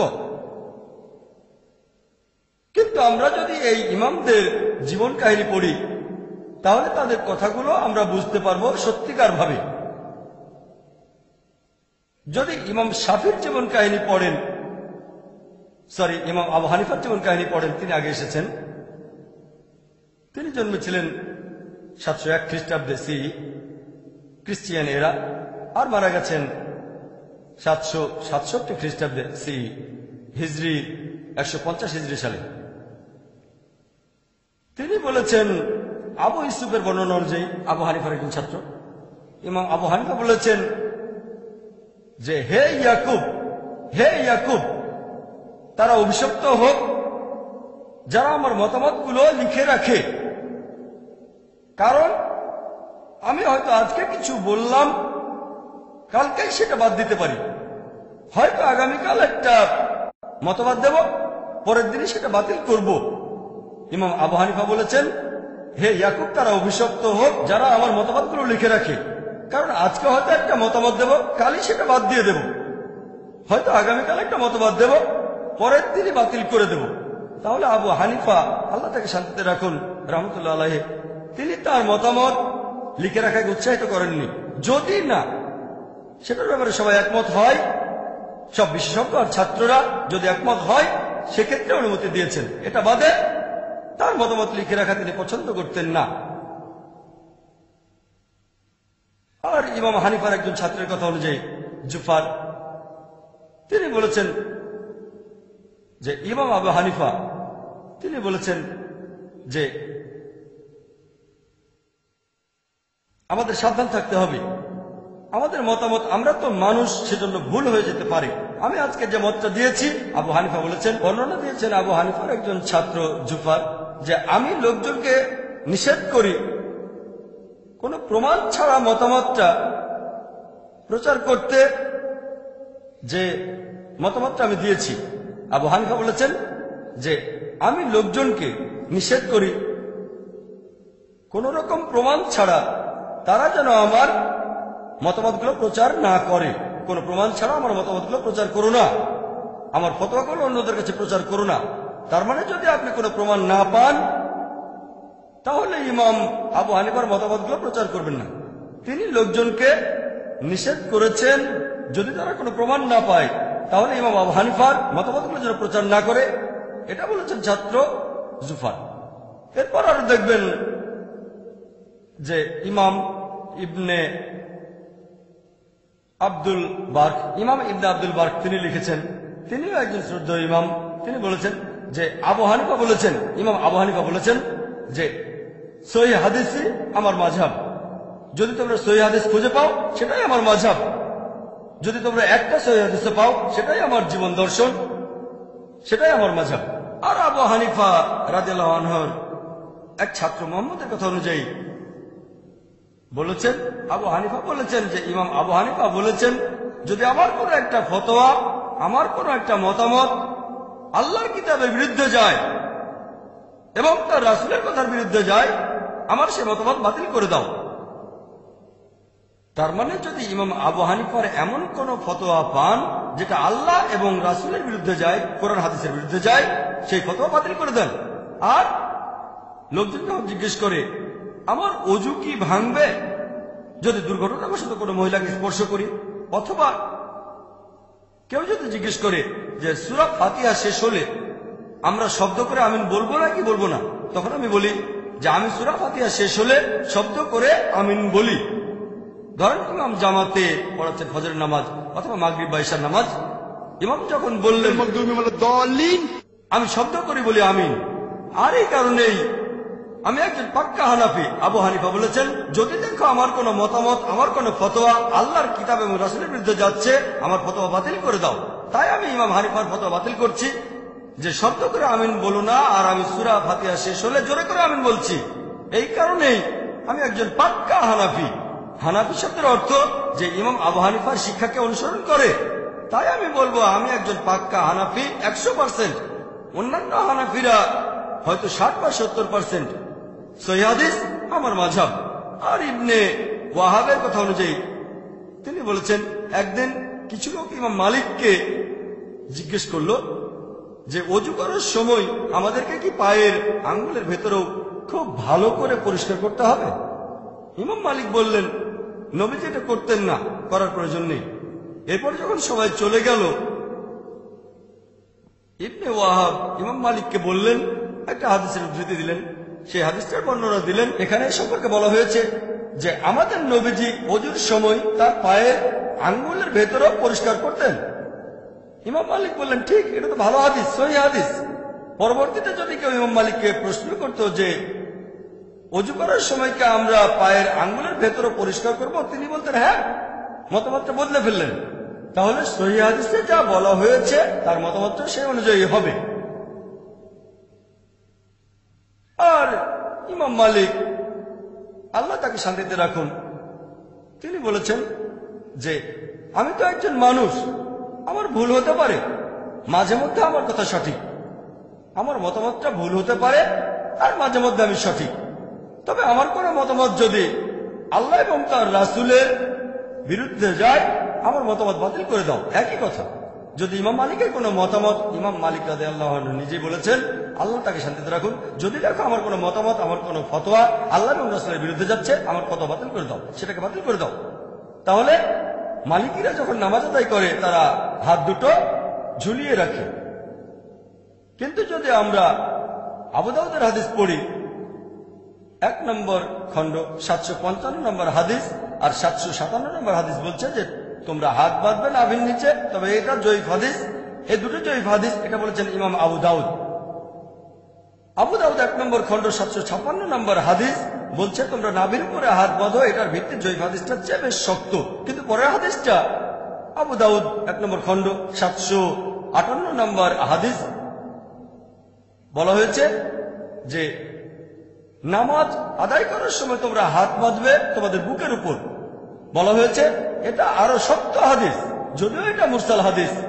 মুরসাল মানে এখানে কিছু অংশ বাদ দেওয়া হয়েছে, কিন্তু তাফসিরে বলা হয়েছে এটা অন্যান্য হাদিসের চেয়ে বেশ মজবুত হাদিস। আপনারা যদি ইবনে খুজাইমার হাদিস পড়েন, সেখানেও বলা হয়েছে নবীজি সাল্লাল্লাহু আলাইহি সাল্লাম বুকের কাছে হাত বাঁধতেন। এমনকি এটাও একটা মুরসাল হাদিস, কিন্তু অন্যান্য হাদিসের পাশাপাশি শেখ নাসিরউদ্দিন আলবানী তিনি বলেছেন এটা সহিহ হাদিস। তাহলে নামাজের সময় হাত কোথায় রাখবেন এ ব্যাপারে মজবুত হাদিস হচ্ছে বুকের কাছে হাত বাঁধেন। তাই আমি যখন নামাজ পড়ি আমি হাত রাখি আমার বুকের উপর, সেজন্যই বলেছি আমি একজন পাক্কা মালিকি। ইমাম মালিক বলেছেন যদি দেখো আমার কোনো ফতোয়া আল্লাহ এবং রাসূলের বিরুদ্ধে যাচ্ছে, আমার সে ফতোয়া বাতিল করে দাও। এখন যদি মালিকিরা বলে ইমাম মালিক বলেছেন তোমাদের বুকের কাছে হাত বাঁধো, যদিও তিনি বলেননি তারপরে ধরে নিলাম যে তিনি বলেছেন। তিনি আরো বলেছেন যদি আমার কোনো ফতোয়া আল্লাহ রাসূলের বিরুদ্ধে যায় তাহলে সেটা বাদ দিয়ে দাও, আমি তার ফতোয়াকে বাদ দিয়েছি। নামাজের সময় হাত বাঁধি বুকের উপরে, আর সেজন্য আমি পাক্কা মালিকি, 100% কোনো ফাঁক নেই। অন্যান্য মালিকরা হয়তো 60-70%, আর আমি 100% সম্পূর্ণ মালিকি। আর আপনারা যদি ইতিহাস পড়েন, আব্বাসীদের শাসন আমলে যখন আব্বাসীয় খলিফারা শাসন করতেন, আবু জাফর আর হারুন রশিদ, এই দুজন খলিফায় তারা ইমাম মালিকের ফতোয়াগুলো ছাপাতে চেয়েছিলেন, যেটাকে বলা হয় মুয়াত্তা মালিক। তিনি বললেন না, কারণ নবী সাল্লাল্লাহু আলাইহি সাল্লামের সাহাবীগণ বিভিন্ন প্রান্তে ছড়িয়ে আছেন, আমি যতটুকু জানি তার উপর ভিত্তি করে বিভিন্ন মতামত দেই। যেহেতু নবী সাল্লাল্লাহু আলাইহি সাল্লামের সাহাবীগণ পৃথিবীর বিভিন্ন প্রান্তে ছড়িয়ে আছেন, আমি নিশ্চিতভাবে বলতে পারি না যে আমার মতামতের সঠিক কিনা। সেজন্য তিনি তার মুয়াত্তা লেখার জন্য খলিফাদেরকে অনুমতি দেননি। তার ফতোয়াকে তিনি সেই দেশের আইন বলে মেনে নিতে রাজি হননি। চিন্তা করেন, ইমাম মালিক ব্যাপারটাকে এভাবেই দেখতেন। আল্লাহ তাকে শান্তিতে রাখুন। এরপর আছেন ইমাম শাফি। ইমাম শাফি তিনি ইমাম মালিকের ছাত্র ছিলেন, এছাড়াও তিনি ইমাম হানিফার একজন ছাত্রের ছাত্র ছিলেন। আর ইমাম শাফি বলেছেন এটা সম্ভব না যে একজন মানুষ নবীজি সাল্লাল্লাহু আলাইহি সাল্লামের সবগুলো হাদিস জানবে। যদি আপনি কোনো একটা হাদিস না জানেন, আপনার ফতোয়া ভুল হতে পারে। আর এই কারণেই তিনি বলেছেন যদি দেখো কোনো মতামত ইমাম মালিকের মতামত অথবা আমার মতামত বা ইমাম মালিকের বা আল আউজারির বা থাউরির, আগে দেখো তারা এটা কোথায় পেয়েছেন, তার উৎসটা কোথায়। তিনি বলেছেন আমার মতামত অন্ধভাবে অনুসরণ করো না, চোখ বুঝে আমাকে অনুসরণ করো না, আগে দেখো মতামতটা কোত্থেকে পেয়েছেন, পেছনে যাও। আর ইমাম শাফি আল্লাহ তাকে শান্তিতে রাখুন রহমতুল্লাহ আলাইহি, তিনি বলেছেন যে যদি কোনো সহিহ হাদিস খুঁজে পাও সেটাই আমার মাযহাব। তাহলে ইমাম শাফির মাযহাবটা হচ্ছে সহিহ হাদিসের মাযহাব। তিনি বলেছেন যদি কোনো সহিহ হাদিস খুঁজে পাও যেটা আমার মতামতের বিরুদ্ধে যায়, মতামতটা বাতিল করে দাও। ইমাম শাফি বলেছেন যদি দেখো আমার কোনো ফতোয়া আল্লাহ এবং রাসূলের বিরুদ্ধে যাচ্ছে, আমার ফতোয়া বাদ দিয়ে দাও। লোকজন যদি আমাকে জিজ্ঞেস করে যদি ওযু অবস্থায় থাকি, তখন কোনো মহিলাকে টাচ করে বা মহিলা আমাকে টাচ করে, ওযু কি ভেঙে যাবে আমার? আমি বলবো না, এতে ওযু ভাঙবে না, কারণ বেশ কিছু সহিহ হাদিস আছে আবু দাউদ এবং সহিহ মুসলিমে যে ওযু ভেঙে যাবে না। তাহলে এজন্য আমি পাক্কা শাফি। কারণ ইমাম শাফি বলেছেন যদি তোমরা দেখো যে আমার কোনো ফতোয়া আল্লাহর কালাম এবং নবীজির হাদিসের বিরুদ্ধে যাচ্ছে, অন্য কথা বলছে, আমার ফতোয়া বাদ দিয়ে দাও। এই কারণে আমি একজন পাক্কা শাফি। অন্যান্য শাফিরা হয়তো 60-70% শাফি বা 80%, তবে 100% না, আমি একেবারে পাক্কা শাফি। আর আপনার ইতিহাস পড়লে দেখবেন ইমাম শাফি তিনি তখন বাগদাদে, ইমাম শাফি তার ফতোয়া নিয়ে একটা বই লিখেছিলেন যার নাম আল হুজ্জা। পরবর্তীতে তিনি একবার মিশরে গিয়ে আবার ফিরে এলেন। তারপর তিনি ইমাম লায়েত ইবনে সাদের ছাত্রদের অধীনে পড়াশোনা করলেন। এ সময় অনেক বিষয়ে তার দৃষ্টিভঙ্গি বদলে গেল। তিনি নতুন একটা বই লিখলেন আলুম। তাহলে ইমাম শাফি প্রথমে একটা বই লিখেছেন আল হুজ্জা, পরে আরেকটা নতুন বই আলুম। তার মানে ইমাম শাফি যখন ইমাম লায়েতের ছাত্রের কাছে পড়েছেন, মানুষের একটা ভুল ধারণা আছে যে ইমাম মাত্র 4 জন, আর অনেক আছেন। এই 4 জন ইমাম তারা অনেক জনপ্রিয়, কারণ তাদের ছাত্ররা তাদের কথা প্রচার করেছেন। এছাড়াও আরো ইমাম ছিলেন, যেমন ইমাম লায়েত ইবনে সাদ। ইমাম শাফি একটা কথা বলেছিলেন, যদিও তিনি ইমাম মালিকের ছাত্র ছিলেন, তিনি বলেছেন যে ইমাম লায়েতের ফিকা সম্পর্কে যে জ্ঞান আছে সেটা ইমাম মালিকের চেয়ে অনেক বেশি। ইমাম শাফি এটা বলতে পারেন, আমরা পারি না। এছাড়াও আরো অনেক ইমাম আছেন। চতুর্থ ইমাম ইমাম আহমদ ইবনে হাম্বল। ইমাম আহমদ ইবনে হাম্বলও একই মত পোষণ করতেন। তিনি এত কঠোর ছিলেন যে ইমাম আবু হানিফা তিনি বলেছেন, নিশ্চিত না হওয়া পর্যন্ত আমার কোনো ফতোয়া লিখো না যদি সেটাতে সবাই একমত হয়। ইমাম আহমদ ইবনে হাম্বল এর চেয়ে অনেক বেশি কড়া ছিলেন। তিনি বলেছেন, আমার কোনো মতামতই লিখে রেখো না, যদি আমার মতামতকে যাচাই করতে চাও, অথবা ইমাম মালিকের মতামত, আমার মতামত বা ইমাম মালিক, ইমাম শাফি, ইমাম আবু হানিফা প্রধান উৎসগুলো দেখো। আর যদি দেখো আমার কোনো ফতোয়া আল্লাহ এবং তার রাসূলের বিরুদ্ধে যাচ্ছে, ফতোয়া বাতিল করে দাও। এই কারণে আমি বলছি আমি একজন 100% হামলি মানে তো যারা ইমাম আহমদ ইবনে হাম্বলকে অনুসরণ করে চলে, আমি পুরো 100% হামলি। আর অন্য হামলিরা হয়তো 70 বা 80%। তাহলে যদি বলেন যে ইমাম আবু হানিফা যা বলেছেন আল্লাহ সুবহানাহু ওয়া তাআলা তাকে শান্তিতে রাখুন, সেগুলো মানলে হবেন হানাফি। আমি একজন পাক্কা হানাফি, 100% হানাফি। যদি ইমাম মালিককে অনুসরণ করলে মালিকি হওয়া যায়, আমি পুরো 100% মালিকি। আর যদি ইমাম শাফিকে অনুসরণ করলে শাফি হওয়া যায়, আমি 100% শাফি। আর যদি ইমাম আহমদ ইবনে হাম্বলকে মেনে চললে হামলি হওয়া যায়, আমি তাহলে 100% পাক্কা হামলি।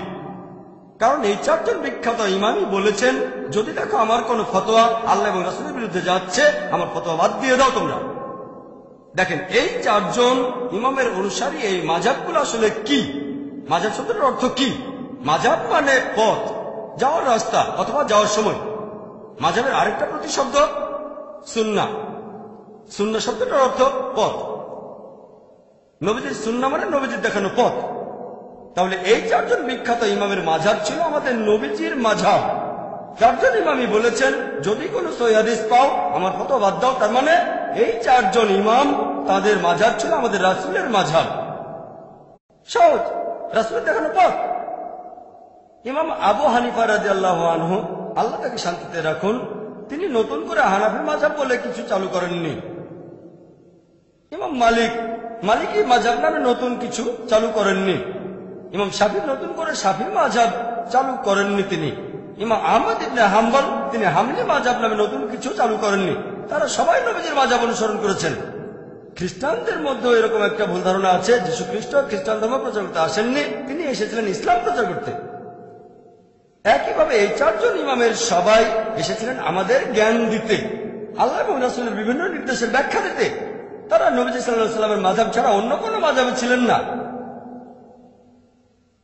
আল্লাহ পবিত্র কোরআনে বলেছেন, সূরা নিসার 59 নম্বর আয়াতে উল্লেখ করা হয়েছে, আতিউল্লাহ আতিউর রাসূল, আল্লাহকে মানো এবং তার রাসূলকে মানো। এবং যারা তোমাদের মধ্যে ক্ষমতার অধিকারী, যারা বিভিন্ন ক্ষমতার অধিকারী এবং জ্ঞানের অধিকারী, আপনারা মানবেন আল্লাহ এবং তার রাসূলকে। এরপরে আল্লাহ বলেছেন, তোমাদের মধ্যে যারা ক্ষমতার অধিকারী, যারা জ্ঞানের অধিকারী।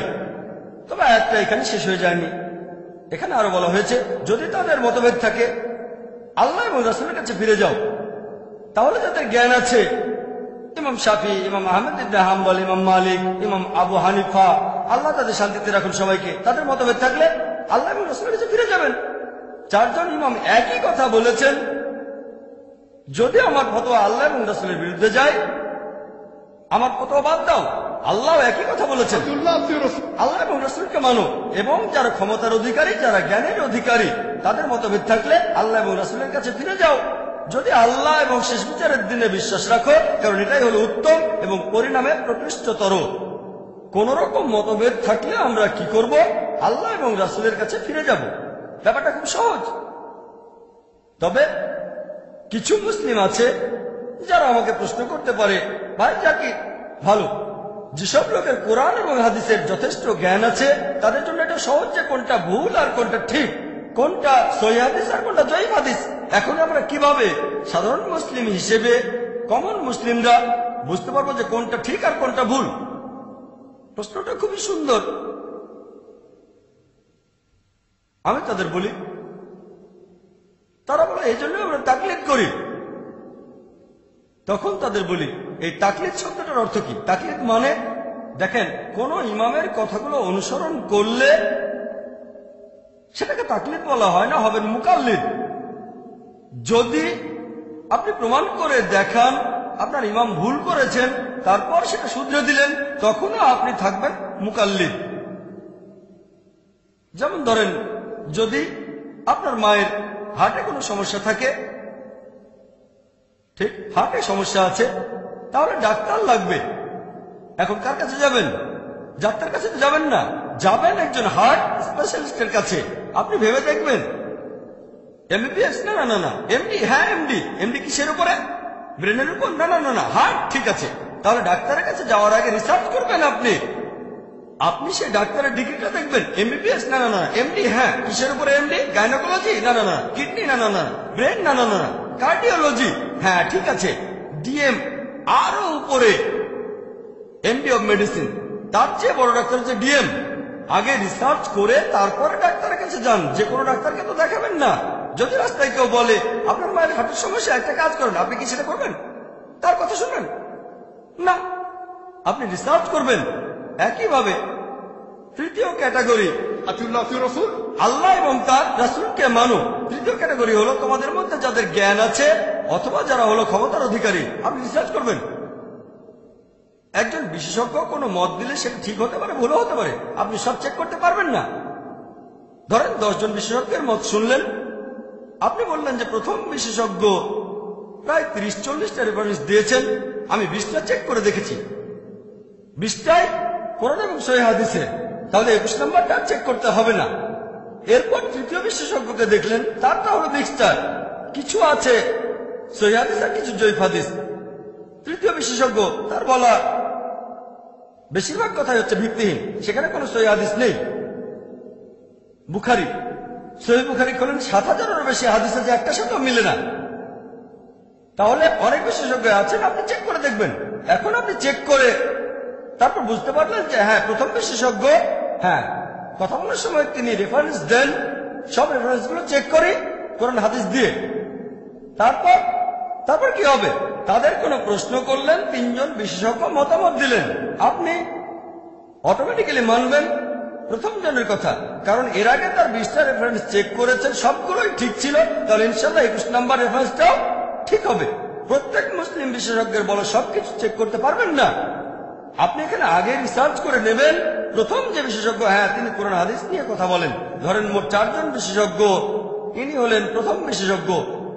এরপর দ্বিতীয় বিশেষজ্ঞ যা বলেছেন তার কিছু সঠিক কিছু বেঠিক। এরপর তৃতীয় যে বিশেষজ্ঞ, বেশিরভাগই ভুল। তাহলে আপনি রিসার্চ করে বোঝার চেষ্টা করবেন যে কেমন বিশেষজ্ঞ। তারপর যদি রিসার্চ না করে প্রথম বিশেষজ্ঞকে মেনে চলেন, কোনো সমস্যা নেই। তবে ধরেন আপনি প্রথম বিশেষজ্ঞের কথা মানেন, তার উপরে রিসার্চ করেছেন, আরেকজন বিশেষজ্ঞ বললেন প্রথমজন যা বলেছেন সেটা ভুল, আমি প্রমাণ করে দেখাতে পারি কোরআন এবং হাদিস দিয়ে। প্রমাণটা চেক করেন, যদি প্রমাণ ভুল হয় তাকে বাতিল করেন, প্রথমজনকে মেনে চলেন। কিন্তু সেই প্রমাণটা সেই বিশেষজ্ঞ যেটা দেখিয়েছেন যে কোরআন আর হাদিসের কথা প্রথম বিশেষজ্ঞের কথার বিরুদ্ধে যাচ্ছে, তাহলে প্রথম বিশেষজ্ঞের কথা বাতিল করে দেন। এখানে আরেকটা উদাহরণ দেই। যেমন ধরেন আমি যখন কিছু শুনি, আমি যেটা বলি লেকচারের আগে আমি রিসার্চ করি, কিন্তু আমার মাথার ভেতরে আরো অনেক তথ্য আছে, অনেক ইনফরমেশন আছে যেগুলো চেক করা হয়নি। তারপরও ক্যাটাগরি করি। যেমন ধরেন, যদি আমি শেখ নাসিরউদ্দিন আলবানীর কোনো মতামত শুনি, মাশাআল্লাহ তিনি কিছুদিন আগে মারা গেছেন, আমার মতে তিনি বর্তমান সময়ের অন্যতম সেরা মুহাদ্দিস ছিলেন, তাই তিনি যা বলেছেন আমি সেগুলো অনুসরণ করি, কারণ আমি চেক করে দেখেছি তিনি মাশাআল্লাহ কোরআন হাদিস অনুযায়ী কথা বলতেন। কিন্তু কেউ যদি ফতোয়া দেন নাসিরউদ্দিন আলবানীর বিরুদ্ধে, যদি সেটা কোরআন হাদিস অনুযায়ী হয়, নাসিরউদ্দিন আলবানীর ফতোয়াটাকে আমি বাতিল করে দেব, করতে পারি। তবে আমি জানি যে প্রত্যেক মানুষই ভুল করতে পারে। ইমাম শাফি ভুল করেছেন, ইমাম আবু হানিফা ভুল করেছেন, ইমাম আহমদ ইবনে হাম্বল, ইমাম মালিকও ভুল করেছেন। তাহলে নাসিরউদ্দিন আলবানী ভুল করতে পারেন? করতে পারেন। তবে সেই বিশেষজ্ঞদের একজন যারা কোরআন হাদিস অনুযায়ী কথা বলেন, তাহলে যদি কেউ ফতোয়া দেন এখানকার স্থানীয় লোক আর নাসিরউদ্দিন আলবানী, আমি আলবানীর কথাটাই মানবো যদি হাতে সময় থাকে। তবে লেকচারে কিছু বললে সেটা আমি চেক করি, লেকচারটা চেক করে নিই। কারণ সেটা দায়িত্ব আমার। তবে যদি আমি কোনো মতামত দিতে চাই, আমার পক্ষে সব হাদিস চেক করা সম্ভব না, কঠিন, সাধারণ মানুষের পক্ষে কঠিন। তাই দেখতে হবে কোন বিশেষজ্ঞের কথা শুনছেন, অথবা কোন বইটা পড়ছেন, কার লেখা বই পড়ছেন, কার লেকচারের কাছে আপনি শুনছেন। এভাবে ক্যাটাগরি করেন। ভালো বিশেষজ্ঞ, এই বিশেষজ্ঞের 20% কথা ভুল, এই বিশেষজ্ঞের 50%, এই বিশেষজ্ঞের 90% ভুল। তারপর যদি হাতে সময় না থাকে আর প্রথম বিশেষজ্ঞের উপরে আপনার ভরসা থাকে, সবকিছু চেক করতে আর হবে না। যদি হাতে সময় থাকে তো চেক করেন, ভালো, আলহামদুলিল্লাহ, মাশাআল্লাহ। যদি সময় থাকে চেক করতে পারেন, তবে এটা তাকলিদ না। যদি কেউ প্রমাণ দেখায় যে আপনি যাকে মেনে চলেন তার কথা ভুল, তারপরও তাকে অন্ধভাবে অনুসরণ করেন, সেটা তাকলিদ। আমরা তাকলিদ করবো শুধু আল্লাহ এবং রাসূলের উদ্দেশ্যে, ব্যাস, ব্যাস, আর কেউ না। সহজ সহজ নিয়ম। এখন কেউ হয়তো আমাকে বলতে পারে, ভাই জাকির, আপনি বলছেন দল তৈরি করবেন না আপনি, কিন্তু নবীজি তো বলে গেছেন 73টা আলাদা দল তৈরি হবে। আমি বলবো, হ্যাঁ, নবীজি বলেছেন এমনটা হবে, বলেননি এটা করা উচিত। আল্লাহ আমাদের নিষেধ করেছেন, তবে নবীজি জানতেন, যদিও আল্লাহ বলেছেন দলে বিভক্ত হয়েও না, তারপরে মুসলিমের বিভক্ত হবে, নবীজি এটা জানতেন। তিনি বলেননি যে বানানো উচিত। আর আপনারা যদি সহিহ হাদিস পড়েন, আবু দাউদ 4579 এবং 4580 নম্বর হাদিস বলা হয়েছে যে নবী মুহাম্মদ সাল্লাল্লাহু আলাইহি ওয়াসাল্লাম বলেছেন যে ইহুদিরা 71 বা 72টা দলে বিভক্ত, খ্রিস্টানরা 70 বা 71টা দলে বিভক্ত, আর মুসলিমরা 73টা দলে বিভক্ত হবে। এরপর তিরমিজিতে আছে 131 নম্বর হাদিস, এছাড়াও তিরমিজির 2643 নম্বর হাদিস।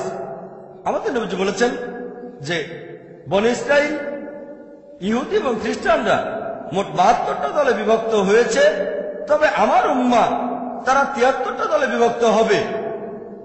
একটা দল বাদে অন্য সবাই দোজখে যাবে। সাহাবীগণ প্রশ্ন করলেন, সেই দলে কারা? নবীজি বললেন, যারা আমাকে এবং আমার সহচরদের অনুসরণ করবে। নবীজি বলেছেন 73টা দল তৈরি হবে, সবাই দোজখে যাবে, একটা দল বাদে, যারা নবীজি এবং সাহাবীগণকে অনুসরণ করবে। আরেকটা হাদিস আছে সহিহ বুখারীতে 3 নম্বর খণ্ড 2652 নম্বর হাদিস। নবীজি বলেছেন, সবচেয়ে সেরা মানুষ হলো যারা আমার সময়টাতে ছিল, তার মানে সাহাবীগণ। এরপরে পরবর্তী প্রজন্ম, আর তারপরে তার পরের প্রজন্ম। নবীজি বলেছেন সবচেয়ে সেরা হলো তারা যারা আমার প্রজন্মে ছিল, সাহাবীগণ, তারপরে পরবর্তী প্রজন্ম অর্থাৎ তাবেঈন, এরপরে তারপরের প্রজন্ম, তবে তাবেঈন, শেষ। তাহলে আমরা যদি কিছু গ্রহণ করি সেটা নেব আমাদের নবীজির প্রজন্ম থেকে, মানে সাহাবীগণ, পরবর্তী প্রজন্ম তাবেঈন, এরপরে তাবে তাবেঈন, শেষ। এই 3 প্রজন্ম, এনাদেরকে বলা হয় সালাফে সালেহিন, অর্থাৎ ন্যায়নিষ্ঠ পূর্বপুরুষ অথবা ন্যায়নিষ্ঠ পূর্ববর্তীগণ। সালাফ মানে পূর্বপুরুষ, পূর্ববর্তী। তাহলে শরিয়ার মধ্যে, ইসলামিক শরিয়ায় সবচেয়ে গুরুত্বপূর্ণ ক্যাটাগরি মোট 4টা। এর মধ্যে সবচেয়ে গুরুত্বপূর্ণ পবিত্র কোরআন, আল্লাহ তাআলার কালাম। যদি কোনো কিছু খোঁজেন আর কোরআনে না পান, তাহলে পরের উৎসে চলে যাবেন, সেটা হচ্ছে হাদিস, সহিহ হাদিস, আমাদের নবীজির হাদিস। হাদিসগুলোর মধ্যে নবীজি যে নির্দেশগুলো দিয়েছেন সেগুলোর গুরুত্ব তার কাজের চেয়ে বেশি।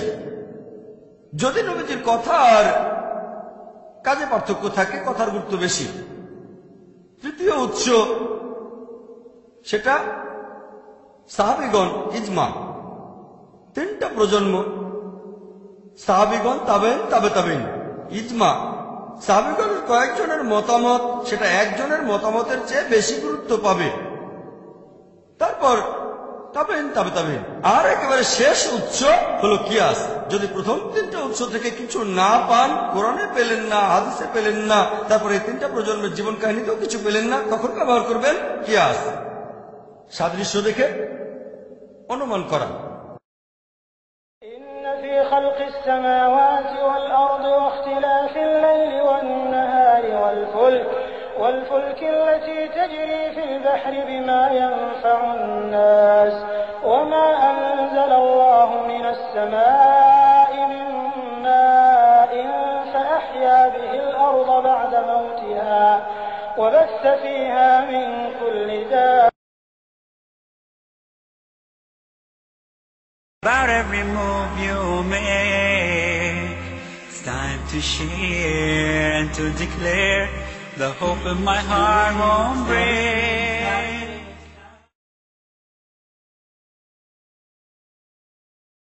তাহলে শরিয়াতে 4টা জিনিস আছে: পবিত্র কোরআন, সহিহ হাদিস। কোন সহিহ হাদিস কোরআনের বিরুদ্ধে যাবে না, কোরআন 1 নম্বর, তারপর সহিহ হাদিস। এই হাদিসগুলোর মধ্যে কাজের চেয়ে কথার গুরুত্ব অনেক বেশি, নবীজির নির্দেশের গুরুত্ব তার কাজের চেয়ে বেশি। তারপর 3 প্রজন্মের রেখে যাওয়ার দৃষ্টান্ত, সাহাবীগণ, তাবেঈন, একজনের চেয়ে কয়েকজনের মতের গুরুত্ব বেশি। তারপরে হলো কিয়াস। আমরা এই নিয়মটা মেনে চলবো কোরআন আর সুন্নাহ। কিন্তু সব গ্রুপই তো বলে আমরা কোরআন এবং সুন্নাহ মেনে চলি, কেউ তো বলে না যে তারা কোরআন সুন্নাহ মেনে চলে না। এখন কোরআন আর সুন্নাহ মানব কিভাবে? যেভাবে আমাদের নবীজি আর সাহাবীগণ বুঝেছিলেন, 3 প্রজন্ম যেভাবে বুঝেছিলেন। সাহাবীগণ বলেছেন যে আমাদের নবীজি মুহাম্মদ সাল্লাল্লাহু আলাইহি ওয়াসাল্লাম বলেছেন সেরা প্রজন্ম হলো আমার প্রজন্ম, তারপরের প্রজন্ম আর তারপরেরটা। তাই যদি কোনো মতভেদ দেখা দেয় যে কোরআনের অমুক আয়াতের অর্থ কি হবে, আমাদের দেখতে হবে সাহাবীগণ সেটা কিভাবে বুঝেছিলেন। যদি সেখানে না পান তাহলে পরের প্রজন্ম, তাবেঈন। সেখানেও যদি না পান তারপরের প্রজন্ম, তাবেঈন। এভাবে মেনে চলব। পবিত্র কোরআনের অনেক আয়াতেই বলা হয়েছে, যেমন মাসা, এর 2টো অর্থ: সহবাস করা, শারীরিক স্পর্শ। তারপর সহিহ হাদিস দেখলে জানতে পারবেন যে এটা সহবাস করা, শারীরিক স্পর্শ না। সহজ। একইভাবে পবিত্র কোরআনের কোন আয়াত নিয়ে যদি কোন রকম মতভেদ থাকে তাহলে আমরা সেটার ব্যাখ্যা খুঁজব। যদি কোরআনের অন্য কোনো আয়াতে উল্লেখ থাকে কোরআনে শ্রেষ্ঠ, যদি না থাকে তাহলে নবীজির হাদিস খুঁজে দেখবেন। যদি সেখানে না পান তাহলে দৃষ্টান্ত দেখবেন সাহাবীগণ, তাবেঈন আর তাবেঈন। শেষ। তাহলে প্রমাণের জন্য হুজ্জা আর কোরআনকে বোঝার জন্য, হাদিস বোঝার জন্য আমাদের সামনে পথ দেখাবেন আল্লাহ এবং তার রাসূল, তারপর সালাফিস সালেহিন। আমরা এইভাবে মেনে চলব। এছাড়াও পবিত্র কোরআনের অনেক আয়াতের 2টো অর্থ হতে পারে। যেমন পবিত্র কোরআন সূরা বাকারায় আছে, আল্লাহর পথে যারা নিহত হয় তাদের মৃত বলো না, বরং তারা জীবিত। অনেকে বলবে তাহলে তো তারা বেঁচে আছে, তাদের সাথে কথা বলতে পারবো। এখন এই শহীদরা যদি জীবিত হয় তাহলে আমাদের নবীজিও বেঁচে আছেন। খুব সুন্দর যুক্তি। কিন্তু সাহাবীগণ এটা কিভাবে বুঝেছিলেন? তারা কি ধরে নিয়েছিলেন যে নবীজি বেঁচে আছেন? তারাই কবর দিয়েছেন। তারা নবীজির জানাজার নামাজও পড়েছেন। যুদ্ধের ময়দানে যখন মুসলিমরা শহীদ হয়েছেন, সাহাবীগণ তাদের জানাজার নামাজও পড়েছেন। জীবিত কারোর জানাজার নামাজ কি পড়া যায়? না। এখানে কোরআনের আয়াতটা বলছে শত্রুরা যখন উল্লাস করে বলে তোমাদের লোকদের মেরেছি, তবে তাদের সাথে পরকালে দেখা হবে, তারাই সবচেয়ে লাভবান। এখানে শারীরিক বেঁচে থাকার কথা বলা হচ্ছে। যদি শারীরিকভাবে জীবিত থাকতেন সাহাবীগণ কবর দেবেন কেন? তাহলে পবিত্র কোরআনের কোন আয়াত নিয়ে যদি মতভেদ দেখা দেয় তাহলে ব্যাখ্যা খুঁজবেন কোরআন, হাদিস আর সাহাবীগণের বিভিন্ন দৃষ্টান্তে, সেখানে উত্তরটা পাবেন। খুবই সহজ, কঠিন না। বিশেষজ্ঞ হতে হবে না, আপনাকে সামান্য একটু রিসার্চ করতে হবে, সামান্য, বেশি না। এখন আরেক দল লোক আছে, যখন তাদের বলি যে আপনি কোন দলে, আপনার পরিচয় কি, তারা বলে আমি আহলে হাদিস। আমি বলি আহলে হাদিসের অর্থটা কি? তারা বলে আমরা হলাম কোরআন আর সুন্নাহর অনুসারী, কোরআন এবং হাদিস। আমি বললাম ভালো, যুক্তি আছে। আমি তাদের বলি ঠিক আছে, আপনি নিজেকে আহলে হাদিস বলছেন, কিন্তু আমি আমাকে বলি আহলে সহিহ হাদিস, কারণ আমি মানি শুধু কোরআন আর সহিহ হাদিস। অনেক মুসলিম মেনে চলে জয়ীফ হাদিস আর মওদু হাদিস। আমি আহলে সহিহ হাদিস। যদি এরকম নাম ডাকতে চান, দেখেন অনেক হাদিসে আছে যেগুলো জয়ীফ হাদিস আর মওদু হাদিস, নাবির নিচে হাত বাঁধা এরকম। এখন তারা বলে আহলে হাদিস, আমি বলি আহলে সহিহ হাদিস। যদি এরকম নামে ডাকতে চান, আমি তাদেরকে বলি, ভাই আপনারা আহলে হাদিস মানে কোরআন আর হাদিস পুরোপুরি মেনে চলেন, খুব ভালো কথা। আমি তাদের প্রশ্ন করি, পবিত্র কোরআনের কোন জায়গায় কোন আয়াতে আল্লাহ তাআলা বলেছেন নিজেদের আহলে হাদিস বলে ডাকো? কোন উত্তর দেয় না। এরকম কোন সহিহ হাদিস কি আছে যেখানে নবীজি বলেছেন নিজেদের আহলে হাদিস বলে ডাকো? উত্তর নেই। সেজন্য আমি নিজেকে আহলে হাদিস বলে ডাকি না, আমি নিজেকে বলি মুসলিম। সেজন্য আমি পাক্কা আহলে হাদিস। আপনারা হলেন আংশিক 90-95% অথবা 98%। আমি পুরোপুরি আহলে হাদিস, আহলে সহিহ হাদিস। আপনারা কি বলেন? আপনি যদি কোরআন এবং হাদিস মেনে চলেন, কোরআনের কোন আয়াতে আল্লাহ তাআলা কি বলেছেন আহলে হাদিস বলে ডাকো? কোন সহিহ হাদিসও বলছেন না যে নবীজি বলেছেন নিজেদের আহলে হাদিস বলো। এছাড়াও আরো একটা গ্রুপ আছে, এরাও আহলে হাদিসের মতোই। তারা বলে আমরা সালাফি। আমি বলি সালাফি? আমি একজন সালাফি। আমি বলি সালাফি মানে কি? তারা বলে সালাফি অর্থ আমরা মানি সালাফি সালেহিনকে। আমিও তো সালাফি সালেহিনকে মানি। আমি মানি আল্লাহকে এবং তার রাসূলকে এবং সালাফি সালেহিনকে, নবী সাল্লাল্লাহু আলাইহি ওয়াসাল্লামের সময়কার প্রজন্ম এবং তার দ্রুত প্রজন্মকে। তারপর থেকে জিজ্ঞেস করি, কোরআনের কোন জায়গায় কোন আয়াতে কি আল্লাহ বলেছেন নিজেদের সালাফি বলো? তারা বলে না। কোন হাদিস কি আছে যেখানে আমাদের নবীজি বলেছেন নিজেদের সালাফি বলো? তারা বলেন না। তবে সেখানে একজন সালাফি আমাকে একটা হাদিস দেখালো, নবীজি বলেছেন আমি একজন সালাফ। সে উদ্ধৃতি দিল, এটা আছে সহিহ মুসলিমে, পুরো রেফারেন্সটা বলেনি। বললাম ঠিক আছে। আমি সহিহ মুসলিম দেখলাম, চেক করি, এই হাদিসটা আছে সহিহ মুসলিমে, হাদিস নাম্বার সম্ভবত 2405 বা 6, 2405-6 এরকম হাদিস, সহিহ হাদিস। তবে এই কথাটা মাঝখান থেকে নেয়া, মাঝামাঝি। পুরো হাদিসটা বলছে যে মুহাম্মদ সাল্লাল্লাহু আলাইহি সাল্লাম তার মেয়েকে বললেন, ফাতিমা রাদিয়াল্লাহু আনহাকে, যে আমি একজন উৎকৃষ্ট সালাফ তোমার জন্য, আমি একজন উৎকৃষ্ট সালাফ তোমার জন্য। এখানে বাবা বলছেন তার মেয়েকে। এখন নবীজি মুহাম্মদ সাল্লাল্লাহু আলাইহি ওয়াসাল্লাম তার মেয়েকে বললেন হযরত ফাতিমা রাদিয়াল্লাহু আনহাকে যে আমি একজন উৎকৃষ্ট সালাফ। আরবি ভাষায় এই সালাফ শব্দটার অর্থ হচ্ছে পূর্বসূরি, পূর্বপুরুষ। তাহলে আমি যদি আমার মেয়েকে বলি আমি তোমার সালাফ, সমস্যা নেই। একজন আরব খ্রিস্টান যদি তার মেয়েকে বলে আমি তোমার জন্য সালাফ, কোনো সমস্যা নেই। অর্থের দিক থেকে কোনো সমস্যা নেই। তবে ইসলাম অনুযায়ী পূর্বপুরুষ, হ্যাঁ, মুহাম্মদ সাল্লাল্লাহু আলাইহি সাল্লাম তার মেয়ের জন্য উৎকৃষ্ট সালাফ। তবে আমাদের মধ্যে প্রত্যেকেই হয়তো তার মেয়ের জন্য উৎকৃষ্ট ইসলামিক সালাফ নয়। হয়তো সেই সন্তান বাবার চেয়ে আরো বেশি ইসলামিক। তাহলে প্রত্যেক বাবা মাই সন্তানকে এটা বলতে পারে না। যদি সালাফের শব্দগত অর্থটা ধরেন, বিশেষজ্ঞদের মতে, সালাফিদের মধ্যে অনেক বিখ্যাত বিশেষজ্ঞ আছেন, তারা বলেন বর্তমানে কেউ বলতে পারে না যে সে একজন সালাফ। কেন? আমরা খালাফ, আমরা পরে এসেছি। সালাফগণ ছিলেন আমাদের আগে। তাহলে আগের মানুষদের সাথে তুলনা করলে আমরা খালাফ। হ্যাঁ, আমরা সালাফ হতে পারি আমাদের সন্তান, নাতি নাতনি, বংশধরদের জন্য। তাহলে টেকনিক্যালি আমরা সালাফ হতে পারি, ইসলামিক্যালি না। ইসলামিক্যালি আমরা খালাফ। ক্লিয়ার? আমি একবার অস্ট্রেলিয়ায় গিয়েছিলাম, সেবারে ওখানে প্রথম গিয়েছিলাম লেকচার ট্যুরে। যারা ডেকেছিলেন মাশাআল্লাহ তারাও কোরআন সুন্নাহ মেনে চলেন, সহিহ হাদিস। তারা ইনভাইট করলেন, যথাসময়ে আমি অস্ট্রেলিয়ায় পৌঁছালাম। তারপর সেই শহরেও পৌঁছে গেলাম। আমি তাদের নাম বলবো না, সবাই খুব ভালো মাশাআল্লাহ। রাতের বেলায় আমরা পৌঁছালাম, আমার সাথে আমার ক্যামেরা ক্রুরাও ছিল। তখন আমরা সবাই সেখানে নামাজ আদায় করলাম। তাদের একজন বলল, আরে আপনারা তো আমাদের মতো করে নামাজ পড়েন। আমি বললাম, আপনাদের মতো করে মানে? আমি নবীজির মতো করে নামাজ পড়ি। তারা বলছে, আপনারা তো আমাদের মতো করে নামাজ পড়েন, আপনাদের মতো করে মানেটা কি? আমরা নবীজির মতো করে পড়ি। এই গ্রুপের অনুসারীরা মাশাআল্লাহ কোরআন সহিহ হাদিস মেনে চলে। তবে তাদের বলা উচিত ছিল, দেখে ভালো লাগলো আপনারা নবীজির মতো করে নামাজ পড়েন, আমাদের মতো করে না। আমি তো তাকে রেখে নামাজ পড়ছি না, আমি আগে থেকে নামাজ পড়ছি। আমি তার মতো করে পড়ছি না, আমি নবীজির মতো করে নামাজ পড়ছি, আর আলহামদুলিল্লাহ সেও নবীজির মতো করে পড়ছে। তার বলা উচিত ছিল, দেখে ভালো লাগছে নবীজির মতো করে নামাজ পড়ছেন, কিন্তু সে বলল, আরে আপনারা তো আমাদের মতো করেই পড়ছেন, খুব খুশি। তারা আগে আমার ভিডিও ক্যাসেট দেখেছিল। ডক্টর জাকির কম্পারেটিভ রিলিজিয়ন নিয়ে যে কথাগুলো বলেছে সেগুলো সঠিক, কিন্তু আমার আকীদা তারা জানে না যে আমার ধর্মবিশ্বাস কেমন, সেজন্য তারাও বেশি উৎসাহ দেখায়নি। তবে দেখেছে আমি কম্পারেটিভ রিলিজিয়নের উপর একজন স্পেশালিস্ট, ক্যাসেটে ভুল কিছু খুঁজে পায়নি, কিন্তু তারা আমার আকীদা জানে না কিভাবে নামাজ পড়ি, তাই কিছুটা না জানে আমন্ত্রণ করলো।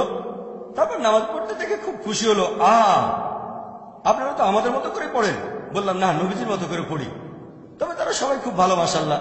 সেখানে আমি কিছু লেকচার দিলাম। তারপর যখন ডিনার খেতে বসলাম আমরা, তখন আমরা আলোচনা করলাম। সেখানেও আমি আজকের মতোই বললাম, আমি একজন পাক্কা হানাফি, পাক্কা শাফি, পাক্কা হামলি, পাক্কা আহলে হাদিস। যখন সালাফি প্রসঙ্গ আসলো, বললাম আমি পাক্কা সালাফি। তবে কোরআন বলছে না নিজেদের সালাফি বলে রাখো, অথবা কোন সহিহ হাদিসও নেই যেখানে নবীজি বলেছেন নিজেদের সালাফি বলো। প্রায় সবাই আমার সাথে একমত হলো, শুধু একজন বাদে। এক ভাই একমত হলো না, অন্য সবাই বলল, মাশাআল্লাহ জাকির ভাই আপনার সাথে আমরা একমত। একজন ভাই আমাকে প্রশ্ন করলো, ভাই জাকির, শেখ নাসিরুদ্দিন আলবানীর নাম শুনেছেন? বললাম, হ্যাঁ, তাকে চিনি। তাকে কেমন মনে করেন? বললাম, মাশাআল্লাহ, উনি আমাদের সময় শ্রেষ্ঠ মুহাদ্দিসদের একজন, কয়েক বছর আগের কথা। শেখ নাসিরুদ্দিন তখন জীবিত ছিলেন, রহিমুল্লাহ, আল্লাহ তাকে শান্তিতে রাখুন। আচ্ছা, তার কথা মানেন? হ্যাঁ, তিনি বিখ্যাত বিশেষজ্ঞ, তাকে শ্রদ্ধা করি, ভালোবাসি, তাকে সম্মান করি। আচ্ছা, আমি ওনার কথার উদ্ধৃতি দিচ্ছি। সে ইন্টারনেটে গিয়ে albani.com থেকে ডাউনলোড করলো ওনার ফতোয়া। এখন এই ফতোয়ার উত্তর দেন শেখ নাসিরুদ্দিন আলবানী, আল্লাহ তাকে শান্তিতে রাখুন, তাকে শ্রদ্ধা করি, ভালোবাসি, সম্মান করি, আমি তার প্রশংসা করি। মুসলিম বিশেষজ্ঞদের মধ্যে এই ব্যাপারে দুটো গ্রুপ আছে। এক গ্রুপ বলেন সালাফি বলে পরিচয় দেওয়া ফরজ, শেখ আলবানী হচ্ছেন সেই দলে। এই বিশেষজ্ঞরা বলেন সালাফি বলে পরিচয় দেওয়া ফরজ। আমি বললাম, আলহামদুলিল্লাহ, যদি কেউ প্রমাণ করে দেখাতে পারে কোরআন এবং হাদিস থেকে, আজকে প্রমাণ দিলে আমি আজকে থেকে সেটা পালন করতে শুরু করব। তবে আমি চেক করে দেখব, যদি কেউ আজকে আমার সামনে প্রমাণ করতে পারে কোরআন আর হাদিস থেকে যে সালাফি পরিচয় দেওয়াটা ফরজ অথবা আহলে হাদিস বলা ফরজ, আমি পালন করব। অথবা নিজেকে হানাফি পরিচয় দেওয়া ফরজ বা মালিকি বলা ফরজ, আমি সেটা পালন করব। আমি আমার ধর্মের লেভেল হিসেবে নিজেকে বলতে চাই একজন মুসলিম। যখন সেই ফতোয়াটা পড়লাম শেখ নাসিরুদ্দিন আলবানীর, তিনি তার সময়ের একজন সেরা বিশেষজ্ঞ, তিনি বলেছেন যে ইমাম হানিফা বলেছেন, একটা হাদিসের উদ্ধৃতিও দিয়েছেন যে ইসলামে ৭৩টা দল হবে, সবাই দোজখে যাবে, শুধু একটা দল বাদে, সেই দলটা হলো জামা। আর এই জামা শব্দটার অর্থ প্রথম ৩টা প্রজন্ম, হাদিসটা আছে সহিহ বুখারীতে। হ্যাঁ, আমিও সেটা মানি। তিনি বলেছেন, আবু হানিফার উদ্ধৃতিতে ইমাম আবু হানিফা বলেছেন যে জামা অর্থ অনুসরণ করা সাহাবীগণ এবং তার পরের ২ প্রজন্মকে সালাফি সালেহীন। বললাম, আমি তো সেটা মানি। সে আমাকে আরো দেখালো ইবনে তাইমিয়ার উদ্ধৃতি, এটা বাধ্যতামূলক যে তোমরা মেনে চলবে সালাফি সালেহীনকে। বললাম, আমি তো মানি। তারপর সে ফতোয়া দেখালো ইমাম শাফির, এটা বাধ্যতামূলক, তোমরা মেনে চলবে ৩ প্রজন্মকে, ধার্মিক পুরুষদের। বললাম, আমি তো মানি, সমস্যাটা কোথায়? ইনারা কি বলেছেন নিজেদের সালাফি বলে ডাকো? আবু হানিফা এই কথা বলেননি, ইমাম শাফিও কখনো বলেননি, শেখ ইবনে তাইমিয়াও বলেননি। লোকে মনে করে বলেছেন, আসলে বলেননি। তাহলে কোরআন হাদিস থেকে প্রমাণ করা যাচ্ছে না যে নিজেদের বলতে হবে সালাফি। এটা হলো একটা কিয়াস, শেখ নাসিরুদ্দিন আলবানীর দেয়া যুক্তি। আমি তাকে শ্রদ্ধা করি, তিনি একজন বিখ্যাত বিশেষজ্ঞ, আমি তাকে সম্মান করি, ভালোবাসি।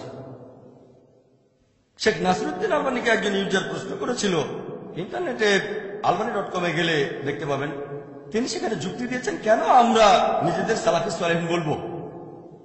একজন প্রশ্নকারীর সাথে তার আলোচনা হচ্ছে, প্রশ্নকারী এক জায়গায় বলছে, আমি একজন মুসলিম। শেখ নাসিরুদ্দিন আলবানী বললেন, আপনি কোন ধরনের মুসলিম? আপনি কি খারিজি? আপনি কি মুতাজালি? আপনি কি শিয়া নাকি রেফাদি নাকি আপনি কাদরি? কোন ধরনের মুসলিম? প্রশ্নকারী বলল, আমি কোরআন সুন্নাহ মেনে চলা একজন মুসলিম। কোন সুন্নাহ? কোরআন সুন্নাহ তো সবাই মেনে চলে, যেমন খারিজিরা কোরআন সুন্নাহ মেনে চলে, শিয়ারাও কোরআন সুন্নাহ মানে, কাদরিরাও কোরআন সুন্না মানে, কোন ধরনের কোরআন সুন্না? সে তখন বলল, আমি কোরআন এবং সুন্না মেনে চলি যেভাবে সালাফি সালেহীন এগুলো ব্যাখ্যা করেছিলেন। তখন শেখ বললেন, হ্যাঁ খুব ভালো, আমরা কোরআন সুন্নাহ মানব যেভাবে সালাফি সালেহীন এগুলোর ব্যাখ্যা করেছেন। তাহলে এই বড় সেন্টেন্সটা ছোট করে বললে শব্দটা হচ্ছে সালাফি। তর্কে তিনি জিতে গেলেন। এটা বলছে সালাফিরা। শেখ তর্কে জিতলেন। ইন্টারনেটে গেলে দেখতে পাবেন আমি শেখ আলবানীকে শ্রদ্ধা করি। আমার অনেক লেকচারে কোনটা সহিহ হাদিস কিনা সে ব্যাপারে উনার রেফারেন্স দিয়েছি। তাকে শ্রদ্ধা করি, ভালোবাসি, তাকে সম্মান করি, তবে তাকলিদ না। তাকলিদ শুধুমাত্র আল্লাহ এবং রাসূলের জন্য। হ্যাঁ, এটা যুক্তি, এটা হলো কিয়াস। এখন আমি বলবো কোরআন এবং সুন্নাহ থেকে প্রমাণ করে দেখান, যুক্তি না। আলহামদুলিল্লাহ সুম্মা আলহামদুলিল্লাহ, আল্লাহ আমাকে যথেষ্ট যুক্তি বুদ্ধি দিয়েছেন, সুম্মা আলহামদুলিল্লাহ। আমি কোনো বিশেষজ্ঞ নই, আমি নিজেকে মনে করি ছাত্র, তালবে ইলম, জ্ঞান আহরণ করি। তবে আল্লাহর রহমতে অনেক বিশেষজ্ঞের সঙ্গে কথা বলেছি। ইন্ডিয়ার অনেক বড় বড় বিশেষজ্ঞের সঙ্গে আলোচনা করেছি। কেউ এসেছেন নাদবা থেকে, কেউ দেওবান থেকে, সৌদি বিশেষজ্ঞদের সঙ্গে আলোচনা করেছি। আলহামদুলিল্লাহ, অন্যান্য দেশের বিশেষজ্ঞদের সঙ্গে আলোচনা করেছি। আল্লাহ আমাকে সুযোগ দিয়েছে আমাদের সময়ের এই বিখ্যাত বিশেষজ্ঞদের সঙ্গে আলোচনা করতে পেরেছি। আলহামদুলিল্লাহ সুম্মা আলহামদুলিল্লাহ। ওনাদের সংস্পর্শে আসার পর আল্লাহ আমার জ্ঞান আরো বাড়িয়ে দিয়েছেন। তারপরও আমি একজন ছাত্র, খুবই ক্ষুদ্র, আমার জ্ঞান খুবই সামান্য। তবে যুক্তি পাল্টা যুক্তির ব্যাপারে আল্লাহ আমাকে রহমত করেছেন। এখন আপনি কোন ধরনের মুসলিম? আপনি কি খারিজি, আপনি কি মুতাজালি, আপনি কি শিয়া, নাকি কাদরি, নাকি আপনি সুফি? এটা নিয়ে ছিল তর্কটা। সেই প্রশ্নকারী আর শেখের আলোচনা।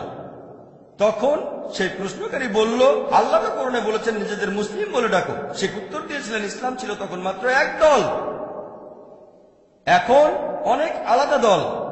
সেজন্য এটা মুসলিমদের জন্য ফরজ, বাধ্যতামূলক যে আমরা নিজেদের পরিচয় দিতে গিয়ে বলবো সালাফি। যুক্তি। এখন আমি উত্তর দিচ্ছি। তর্ক সেখানে শেষ হয়ে গিয়েছিল। শেখ নাসিরউদ্দিন আলবানী সেই তর্কে জিতেছিলেন। আমার সাথে তর্ক করা লাগবে না। কোরআন হাদিস থেকে প্রমাণ করে দেখান, ডক্টর জাকির নায়েক সাথে সাথে মেনে নেবে। বিতর্কে আলহামদুলিল্লাহ সুম্মা আলহামদুলিল্লাহ, আল্লাহ আমাকে রহমত করেছেন। বিতর্কের ক্ষেত্রে আলহামদুলিল্লাহ, আল্লাহ আমাকে ক্ষমতা দিয়েছেন।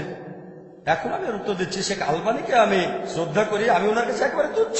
শেখ নাসিরউদ্দিন আলবানীর তুলনায় আমি সমুদ্রের কাছে এক ফোঁটা পানি। প্লিজ আমাকে ভুল বুঝবেন না। আমার অনেক লেকচারে ওনার রেফারেন্স দিয়েছে মাশাআল্লাহ, তাই আমাকে ভুল বুঝবেন না। ওনাকে শ্রদ্ধা করে ভালোবাসি, তবে তাকলিদ নেই। আমি বলবো, আচ্ছা আপনারা যদি আমাদের নবীজির জীবন কাহিনী দেখেন, উনি কোনো হাদিসে বলেননি, পবিত্র কোরআনে এমন কোন আয়াতও দেখাননি যে নিজেদের সালাফি বলতে হবে। সেজন্য আমি বলবো না। এখন যুক্তি। আমাদের নবীজির সময়ও অনেক ভণ্ড লোক ছিল, মুনাফিক। ঠিক, তারা ছিল মুনাফিক। সাহাবীগণ নামটা বদলাননি তাদের। এরপরে ছিল খারিজি, খাওয়ারিজ, খারিজাই। তারা নিজেদেরকে বলতো খারিজি, লোকজনের লেভেল দিয়েছিল।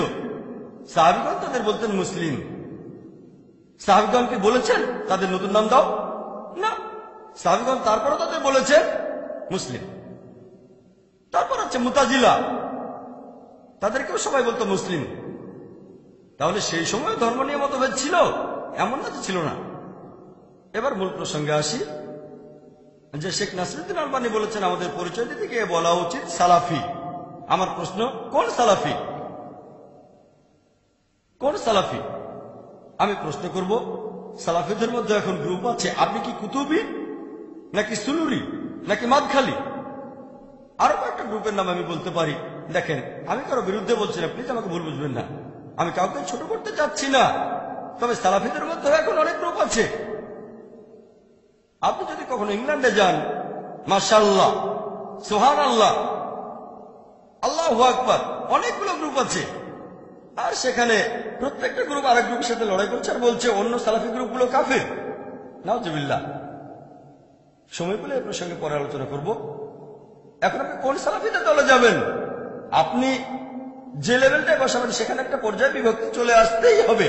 যখন শিয়ারা আসলো তখন লোকজন বললো আমরা সুন্নি। নতুন গ্রুপ হলো আহলে সুন্নাহ ওয়াল জামাত। তারপর সেখানেও বিভক্তি সৃষ্টি হলো হানাফি, শাফি, হামলি, মালিকি। তারপর আরো নতুন গ্রুপ আসলো সালাফি, আহলে হাদিস। এগুলোর মধ্যে গ্রুপ আছে। যখনই আমরা মানুষরা কোনো কিছুতে একটা লেভেল বসাবো, সেটা নিয়ে মতভেদ হবেই। এমনকি আমাদের ধর্ম নিয়েও অনেক ব্যাপারে মতভেদ হবে, সেটা আল্লাহ তাআলা বলেছেন। শুধুমাত্র মানুষের দেয়া লেভেলে মতভেদ হয় না। আপনি কি ভাবছেন আল্লাহ জানতেন না? আল্লাহ জানতেন মুসলিম উম্মার মধ্যে অনেকগুলো ভাগ হবে। আল্লাহ কোরআনের কথা বলেছেন, নবীজিও বলে গিয়েছেন। তবে নবীজি বলেননি নিজেদের পরিচয় দাও আহলে হাদিস অথবা সালাফি। আহলে হাদিস কোন আহলে হাদিস? আমি যেখানে থাকি সেই বোম্বেতে দুটো আহলে হাদিস আছে, জামিয়াত আহলে হাদিস আর গুরবা আহলে হাদিস। এখন আপনি কোন দলে যেতে চান? এক আহলে হাদিস আরেক আহলে হাদিসকে দোষারোপ করে। দেখেন, আমি এখানে আহলে হাদিসের নামে বদনাম করছি না, এজন্যই বলছি টপিকটা স্পর্শকাতর। ও আল্লাহ, আমি এখানে বলেছি শুধু কোরআন আর আল্লাহ রাসূলকে নিয়ে। প্লিজ আমাকে ভুল বুঝবেন না। আমি নাসিরুদ্দিন আলবানীকে শ্রদ্ধা করি, সালাফিদের শ্রদ্ধা করি। আরো বলবো, আশেপাশে বিভিন্ন মুসলিম গ্রুপ দেখেন, আপনারাও একমত হবেন যে আহলে হাদিস আর সালাফিরা কোরআন সুন্নাহ সবচেয়ে কাছাকাছি। এটা আমি স্বীকার করব। তবে তবে কোন সালাফি? প্রথম দিকে হয়তো নাসিরুদ্দিন আলবানীর সময়ও সালাফিদের মধ্যে গ্রুপ ছিল, এখন অনেক গ্রুপ আছে। সুরুলি, মাদখালি, কুতুবি। ও এর কথা ঠিক না, ওর কথা ঠিক না, ও নিজেকে সালাফি বলছে ঠিক না। এখন এসেছে নতুন বই, ট্রু সালাফি। ট্রু সালাফি। আমি সালাফিদের একটা দাওয়া অনুষ্ঠানে গিয়েছিলাম। ট্রু সালাফি, ট্রু সালাফি। এই ট্রু সালাফিটা কি? আমরা বোম্বেতে দাওয়ার উপরে ট্রেনিং দেই। পৃথিবীর বিভিন্ন দেশ থেকে লোকজন ট্রেনিং নিতে আসেন। সেবার 14টা দেশ থেকে 19 জন এসেছিলেন। তাদের অনেকেই এসেছিলেন মদিনা ইউনিভার্সিটি থেকে, মাশাআল্লাহ। তারপর বাহরাইন ইউনিভার্সিটি থেকে, এরকম তাদের অনেকেই সালাফি, মাশাআল্লাহ। তাদের সাথে আলোচনা করলাম সেখানে। আমি তাদেরকে প্রশ্ন করলাম, সালাফি হলো শর্টকাট, সংক্ষেপে বলা। পুরোপুরি বললে আমি কোরআন সুন্নাহ মানি যেভাবে সালাফি সালেহীন মানতেন, সংক্ষেপে সালাফি। আমি তাদের বললাম, সালাফি সালেহীন আগে নাকি মুহাম্মদ সাল্লাল্লাহু আলাইহি সাল্লাম আগে? কে বড়? তারা বলল মুহাম্মদ সাল্লাল্লাহু আলাইহি সাল্লাম। তাহলে নিজেদের মোহাম্মদই বলছেন না কেন? কি বলেন? ইন্ডিয়ার নিজেদের মোহাম্মদই বলে কারা? আপনারা কি তা জানেন?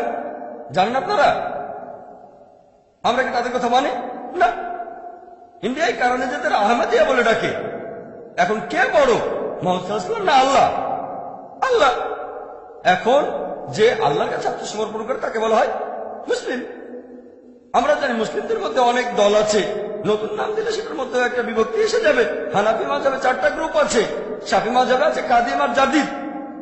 তারপরে আহলে হাদিস, কাশ্মীরে গেলে দেখবেন অনেক আহলে হাদিসের গ্রুপ আছে। আর কেরালায় দেখবেন মুজাহিদিন, মুজাহিদিন KNM, কেরালা নাজরাতুল মুজাহিদিন। কেরালায় তো নিজেদের আহলে হাদিস বলে না, মুজাহিদিন। আপনি যদি সৌদি আরবে গিয়ে বলেন আমি আহলে হাদিস, তারা বলবে সেটা আবার কি?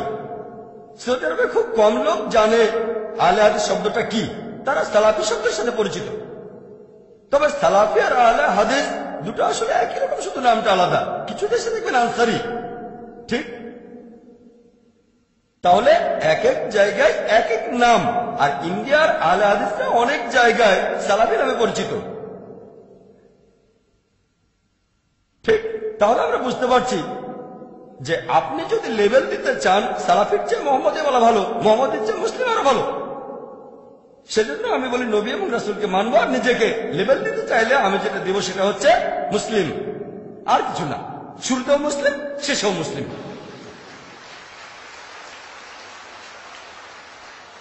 আমি কোনো মুসলিম ভাইকে ছোট করছি না, হোক হানাফি, শাফি, হামলি, মালিকি, আহলে হাদিস। আনটিল হোয়েন উই ডিফার, এই বইটা লিখছেন শেখ ওতাইমি। আপনারা আমাদের এখানে বইটা পাবেন।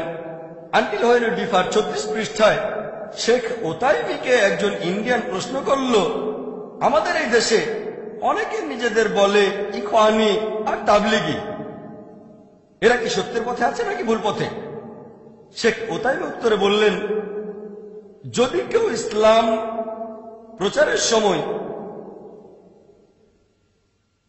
পরিচয় দিতে গিয়ে বলে ইখওয়ানি, তাবলিগি বা সালাফি, সে ভুল পথে আছে। তাহলে প্রশ্নের মধ্যে সালাফি শব্দটা ছিল না, শেখ ওতাইমি সেখানে শব্দটা যোগ করলেন। যদি কেউ নিজেকে ইখওয়ানি, তাবলিগি বা সালাফি বলে ইসলাম প্রচারের সময়, তাহলে সে ভুল পথে আছে। এই কথাটা কিন্তু আমি বলিনি, ডক্টর জাকির নায়েক কিছুই না ইসলামে। আমি শূন্য। শেখ ওতাইমি মাশাআল্লাহ অনেক বিখ্যাত। শেখ ওতাইমির ফতোয়াটা শুধু আমি মেনে চলছি। কোন সালাফি যদি আমাকে দোষারোপ করেন তাহলে শেখ ওতাইমিকেও দোষারোপ করতে হবে। তবে সালাফিদের ওয়েবসাইটে গেলে আপনারা দেখবেন তারা বলছেন যে শেখ ওতাইমিও বলেছেন নিজেদের সালাফি বলতে হবে। তিনি কি বলেছেন? বলেছেন সালাফি সালেহিনকে মেনে চলতে হবে। সে কথা তো আমিও বলি। এভাবে বললে শেখ ওতাইমিও আপত্তি করবেন না। তবে ধর্মপ্রচারের সময় যদি বলে নিজেদের সালাফি বলতে হবে, তিনি বলেছেন এই কাজটা ভুল কাজ। তাহলে শেখ নাসিরুদ্দিন আলবানী এক প্রান্তে ফরজ, শেখ ওতাইমি বলেছেন এটা ভুল। তবে দুজনে এটা মানেন। শেখ নাসিরুদ্দিন আলবানী আরো বলেছেন যদি বলো সালাফি আর ভাবো তুমি শ্রেষ্ঠ তাহলে সেটা ভুল। শেখ সালেহ ফারজানা বলেছেন যদি ভাবো সালাফি বলে তুমি শ্রেষ্ঠ তাহলে সেটা ভুল। তাহলে যে বিশেষজ্ঞরা বলেছেন সালাফি পরিচয় দিয়ে এটা ফরজ, তারাও বলেছেন যদি বলো সালাফি আর ভাবো আমি শ্রেষ্ঠ, আমি বেহেশতে যাব, অন্যরা যেতে পারবে না, সেটা ভুল। শেখ সালেহ ফারজান, শেখ নাসিরুদ্দিন আলবানী, শেখ বিন বাজ, শেখ ওতাইমি বলেছেন যে সালাফি বলে পরিচয় দেওয়াটা উচিত না। আমি শেখ ওতাইমির মতো কঠিন করে বলবো না। যদি জিজ্ঞেস করেন তাহলে বলবো মুসলিম পরিচয় দেওয়াটাই সবচেয়ে ভালো। যদি কেউ নিজেকে সালাফি বলে পরিচয় দেয় কোন কোন ক্ষেত্রে সেটা মুবাহ, ভালো, শর্টকাট। আমি বলছি না এটা হারাম, আমি এটাকে হারাম বলছি না। তবে সবচেয়ে ভালো সেফ, 100% সেফ মুসলিম। এটা নিয়ে বিশেষজ্ঞদের কোনো মতভেদ হবে না। যদি কেউ সংক্ষেপে বলতে চায়, পুরো কথাটা হলো মানে কোরআন সুন্নাহ সালাফি সালেহিন, শুধু এটা বোঝানোর ক্ষেত্রে। যদি ব্যাপারটা এমন না লোকজন বলে সালাফি বেহেশতে যাব, অন্য সবাই দোজখে যাবে, এভাবে বললে সেটা ভুল। সংক্ষেপে আমি এটাকে বলবো মুবাহ, এটা ফরজ না। আমি এখানে যার কতটা মানব তিনি শেখ সালেহ মুনাজ্জিদ। শেখ সালেহ মুনাজ্জিদ বলেছেন যদি এটা বোঝাতে চান যে আপনি উদ্ভাবনকারীদের দলের নন তাহলে কোনো সমস্যা নেই, কিন্তু যদি কেউ বলে আমি সালাফি বলে শ্রেষ্ঠ তাহলে সেটা ভুল। তিনি নবীজির একটা হাদিসের উদ্ধৃতি দিয়েছেন। নবীজি যখন মদিনায় ছিলেন সেখানে আনসার আর মুহাজিরদের মধ্যে একটা কোন্দল হলো।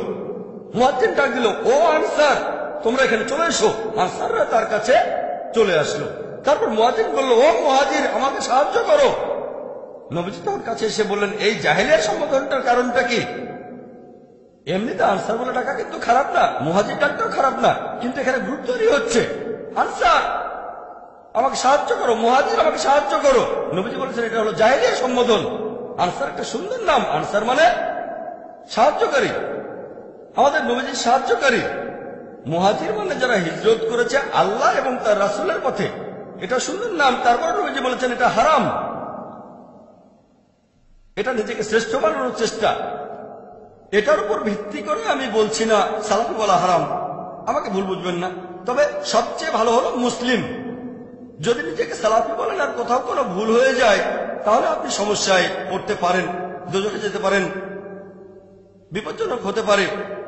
যেহেতু নবীজি নিষেধ করেছেন সবচেয়ে সেফ বলো আমি মুসলিম। এমনিতে আপনি বলতে পারেন আমি পাক্কা হানাফি, পাক্কা শাফি, পাক্কা হামলি, পাক্কা মালিকি, পাক্কা আহলে হাদিস, পাক্কা সালাফি, কোনো সমস্যা নেই। তবে লেবেল এখানে পরিচয় দেবেন মুসলিম। লেকচার শেষ করার আগে কয়েকজন বিশেষজ্ঞের কিছু বক্তব্যের উদ্ধৃতি দেব যাতে আরো ভালো বুঝতে পারেন।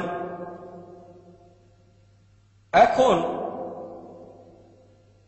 অনেকে তাকলিদের কথা বলেন, তাকলিদ থাকলে তাকে কাফির বলা হচ্ছে। ইমাম শাফি, আল্লাহ তাকে শান্তিতে রাখুন, তিনি বলেছেন আল্লাহ সুবহানাহু ওয়া তাআলাকে ডাকবে, আল্লাহ যে নামগুলো বলেছেন অন্য নামে ডাকাটা হারাম, কুফরি।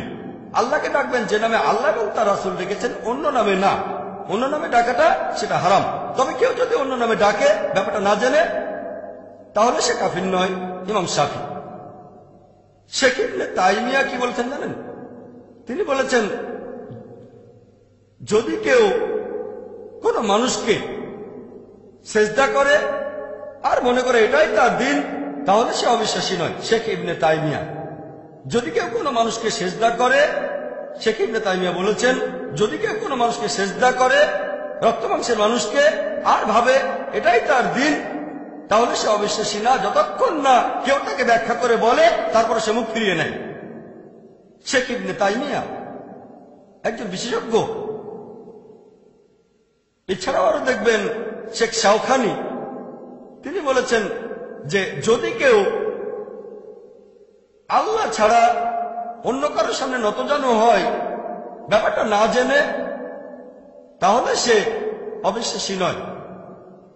মুহাম্মদ ইবনে ওয়াহাব, আল্লাহ তাকে শান্তিতে রাখুন, তিনি বলেছেন আমরা তাদেরকে অবিশ্বাসী বলি না, তাদের কাফির বলি না যারা আব্দুল কাদিরের মূর্তি অথবা কবরের সামনে নতজানু হয়, অথবা যারা আহমেদ নাকদাওয়ের মূর্তি বা কবরের সামনে নতজানু হয়, তাহলে তাদের কিভাবে অবিশ্বাসী বলি যারা শিরক করে না?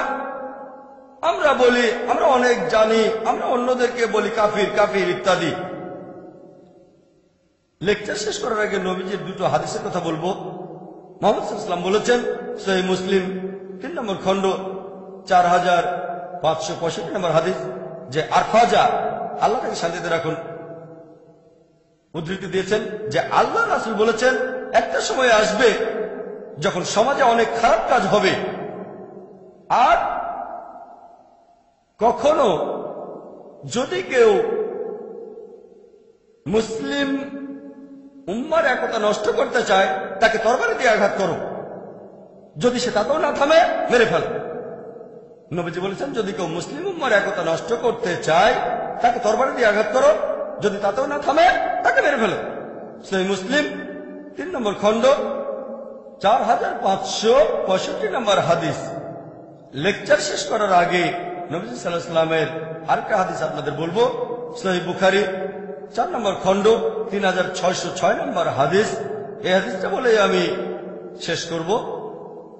এখানে হুদায়ফা ইবনে ইয়ামান, আল্লাহ তাকে শান্তিতে রাখুন, তিনি বলেছেন লোকজন নবী সাল্লাল্লাহু আলাইহি ওয়াসাল্লামকে জিজ্ঞেস করতো কোন জিনিসটা ভালো, তবে আমি ভয় পেয়ে নবীজিকে জিজ্ঞেস করেছিলাম কোনটা খারাপ জিনিস। তিনি নবীজিকে জিজ্ঞেস করেছিলেন যে অজ্ঞানতার কারণে আমরা অনেক খারাপ কাজ করেছি, আল্লাহ আমাদের সঠিক পথে নিয়ে এসেছেন, এরপর কি আর কোনো খারাপ কাজ হবে? নবীজি বললেন হ্যাঁ, খারাপ কাজ হবে। সেই খারাপের পর কি কিছু ভালো হবে? নবীজি বললেন হ্যাঁ, তবে সেটার মধ্যেও কিছু খারাপ জিনিস থাকবে। সাহাবীগণ তখন বললেন সেই খারাপটা কি? নবীজি বললেন তোমাদের মধ্যে কিছু লোক থাকবে যারা এমন কিছু জিনিস প্রচার করবে যেগুলো আমার সুন্নাহ নয়। সাহাবীগণ বললেন এটার পর আর কোন খারাপ কাজ হবে? নবীজি বললেন হ্যাঁ, কিছু লোক থাকবে যারা তোমাদের দোজখে আমন্ত্রণ জানাবে। তখন হুদায়ফা, আল্লাহ তাকে শান্তিতে রাখুন, তিনি বললেন আমাদের কি করা উচিত? নবীজি তখন বললেন তোমরা তোমাদের মুসলিম দল আর নেতাকে আঁকড়ে ধরে থাকো। সাহাবীগণ বললেন কোন মুসলিম দল আর নেতা না থাকলে কি করব? নবীজি তখন উত্তর দিলেন যদি কোনো মুসলিম দল আর নেতা তখন না থাকে তাহলে সব দল থেকে নিজেকে বিচ্ছিন্ন করে ফেলো, প্রয়োজন হলে গাছের শিকড় কামড়ে পড়ে থাকবে যতক্ষণ না আল্লাহ সুবহানাহু ওয়া তাআলার সামনাসামনি হচ্ছ। ওয়া আখিরু দাওয়ানা আলহামদুলিল্লাহি রাব্বিল আলামিন।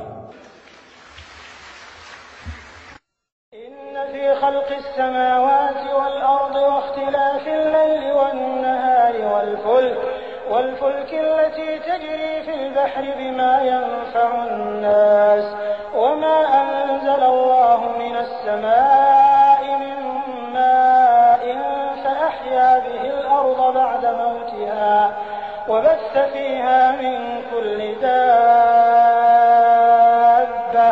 وتصريف الرياح والسحاب المسخر بين السماء والأرض لآيات لقوم